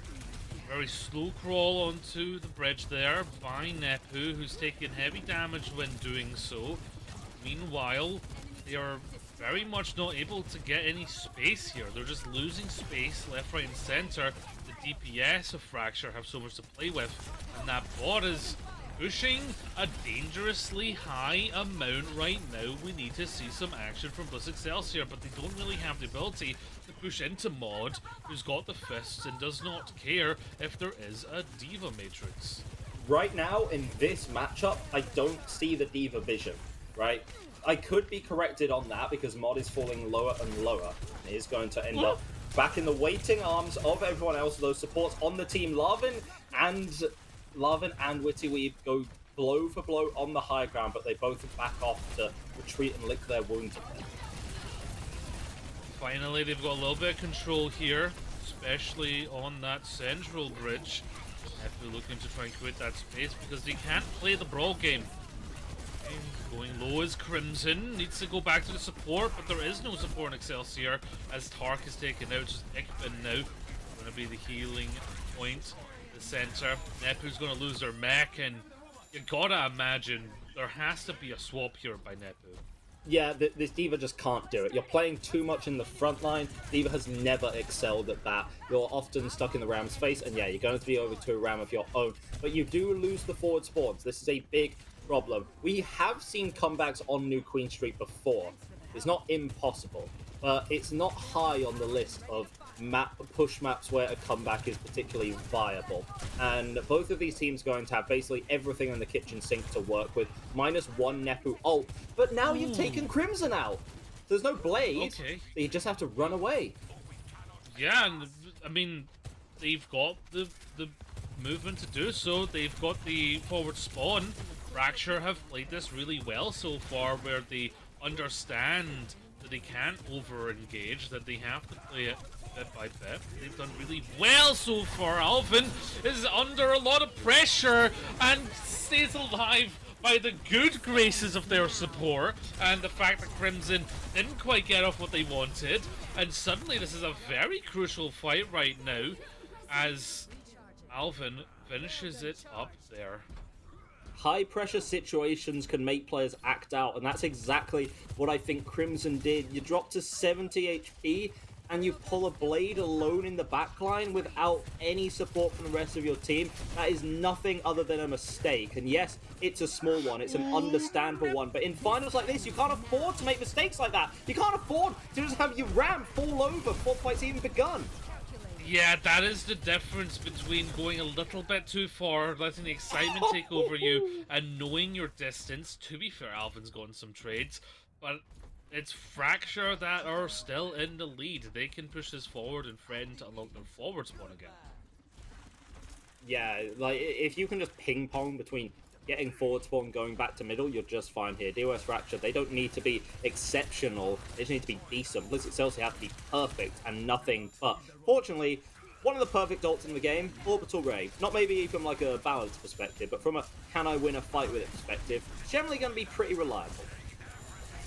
Yeah, they have a sound barrier to counter it, which it will, but that health will disappear very quickly against that extra damage. Again, immediately, they speed back. This carry Lucio comp working so well for them, be able to maneuver around this map with basically complete freedom. Alvin force off of an off angle on their own. They're basically at the holiday home right now. As the bowl for Ramasha Ultrates are out, Crimson falls and so does Witty Weeb also going down as Nepu finds them with the annihilation. But also Carlos did pull the trigger on their Molten Core, and that's a good stagger.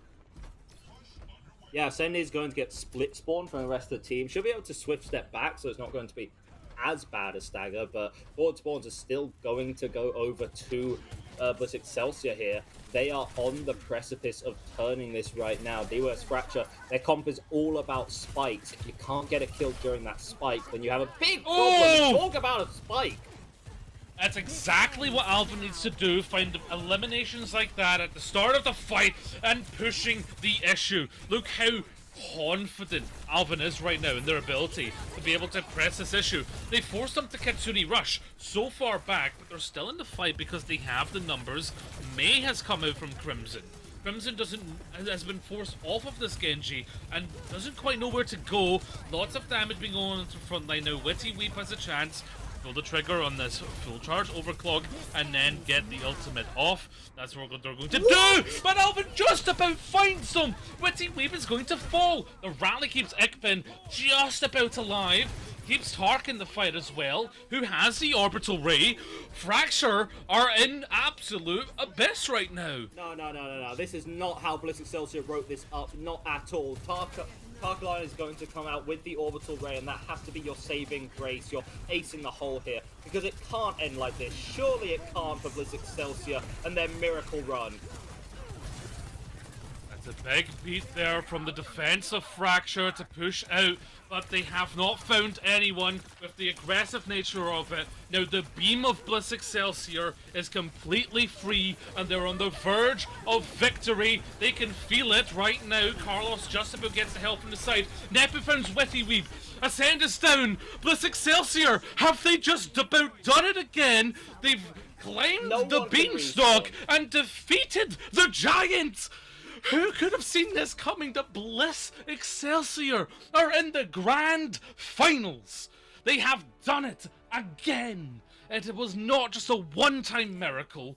They are a playoff team. And now they are going to go to the grand finals, where by God, I need to be there.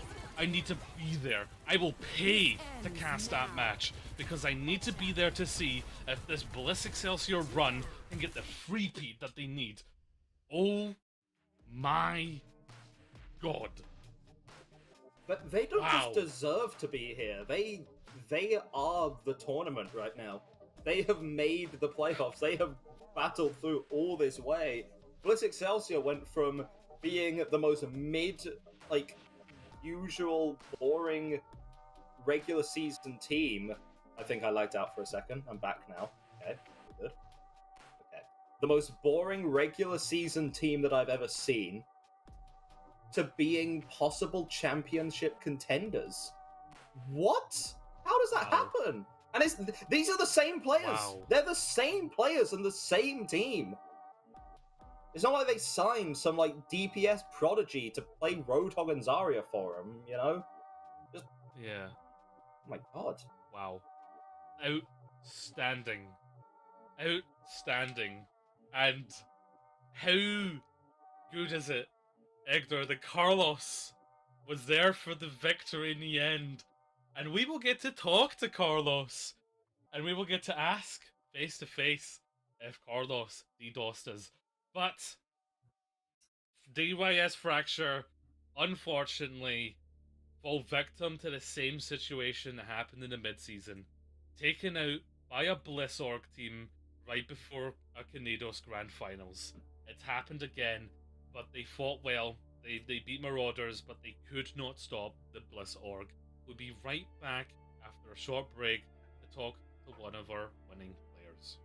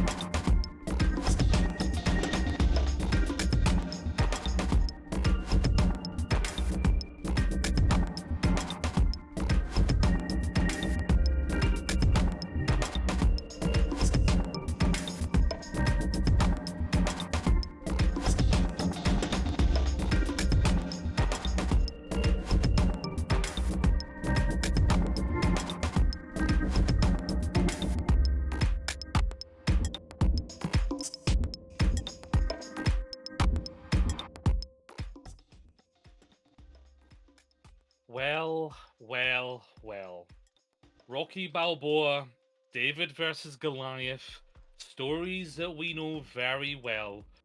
The unlikely hero beating a team or a person or a figure who on paper is better. And I feel like I'm doing it all again because I said all of this the last time that Bliss Excelsior did it. And they've done it again. They're in the grand finals against Kanidos. And we have one of the victorious players here for an interview. And of course, it is the mighty Carlos. First of all, welcome and congratulations. Thank you very much. Doing very well. So I have to ask, what is the source of the magic of this team? What makes this team tick? Why do you think that in these playoff matches against these teams that on paper should be beating you, why do you think you're winning? I personally think we're winning because we have just like much better synergy than other teams. I can very compare it with Bliss Morandas, for example. They do not scrim as much as we, and they often think that our scrims are useless because it's sometimes scrim lower tier teams than tier 5, but they don't realize that we're actually just building synergy amongst ourselves to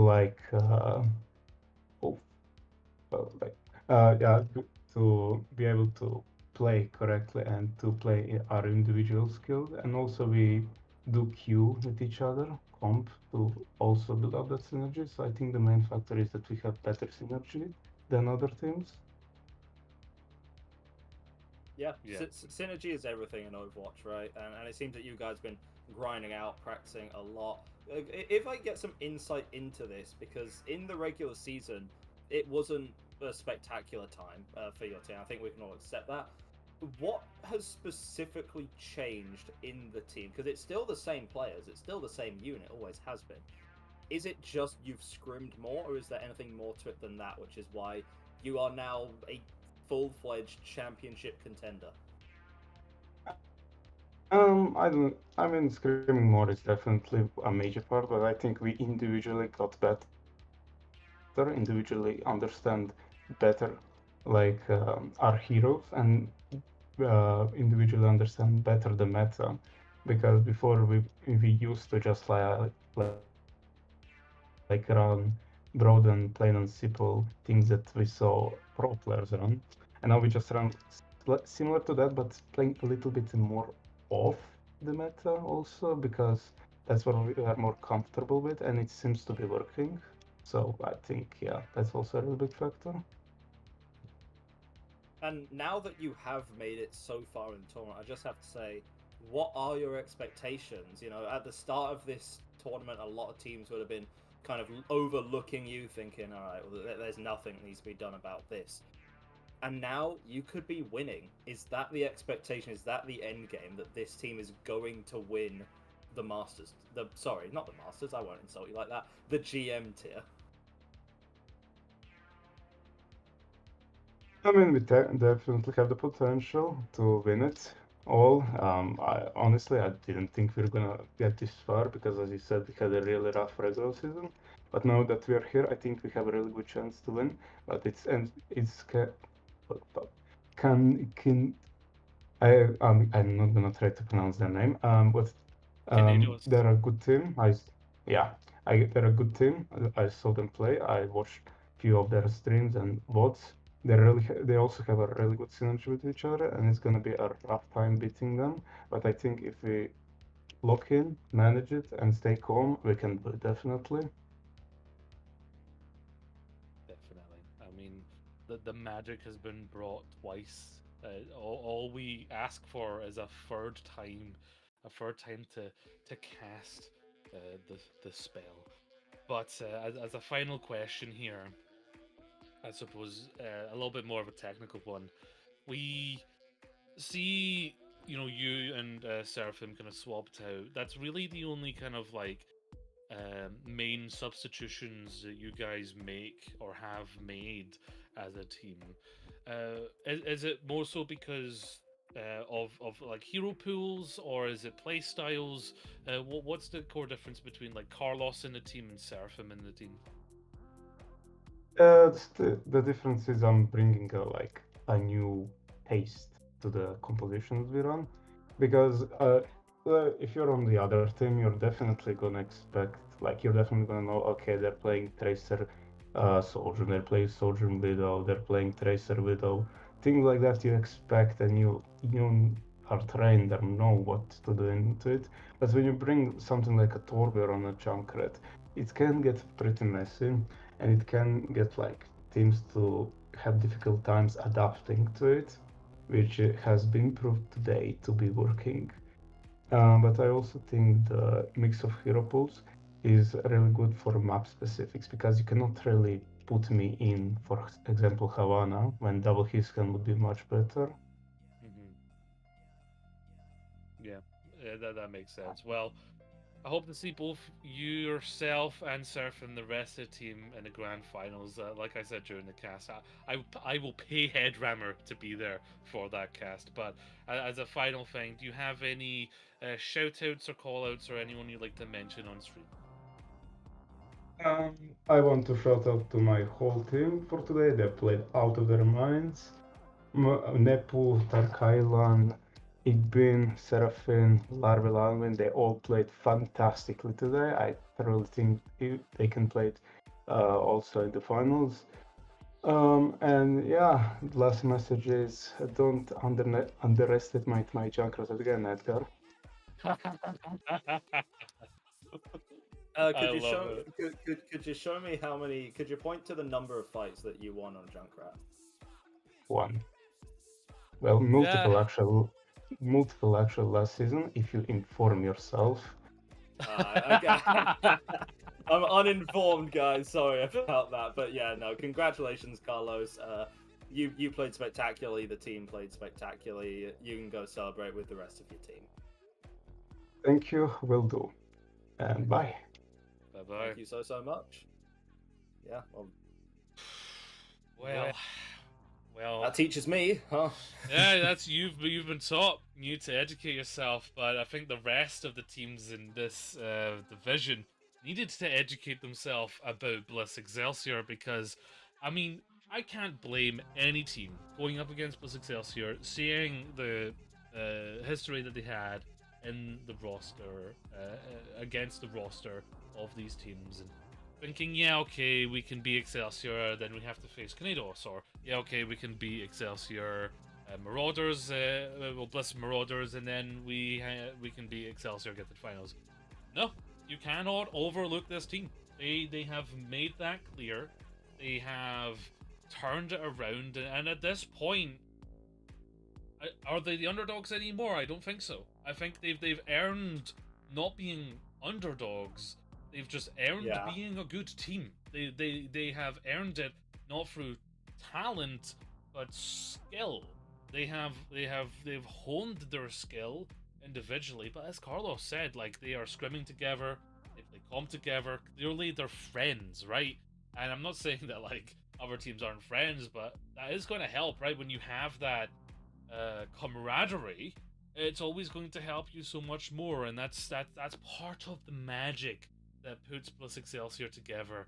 And Kanados are probably thinking, I don't know what Kanados are thinking, actually. I mean, they 3-0'd Bliss Excelsior, so it's anyone's game. Wow. Egder, any final thoughts on that one? Just, they're the GOATs.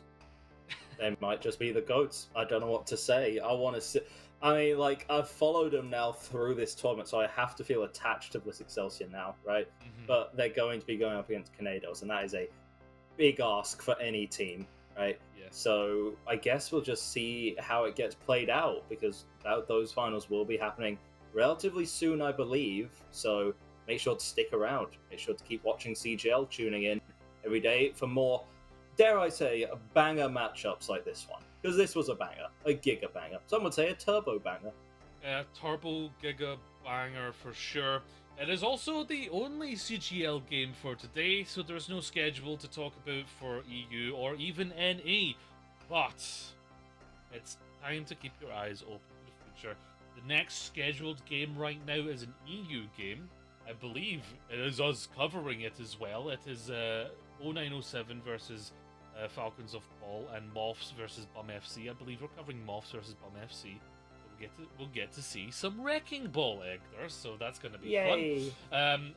9 p.m. UK, 8 p.m. UK. Sorry, my producer is throwing. I'm sorry. 8 p.m. UK time is both of those matchups, and both of those matchups are going to be worth the watch. So get the dual vision on Saturday and keep an eye out on the socials for CGL. And of course, if you were not in CGL 15, well, CGL 16 is not so far over the horizon now as season 15 is coming. So get in the CGL Discord if you're not, and get ready to battle. But that is us from production.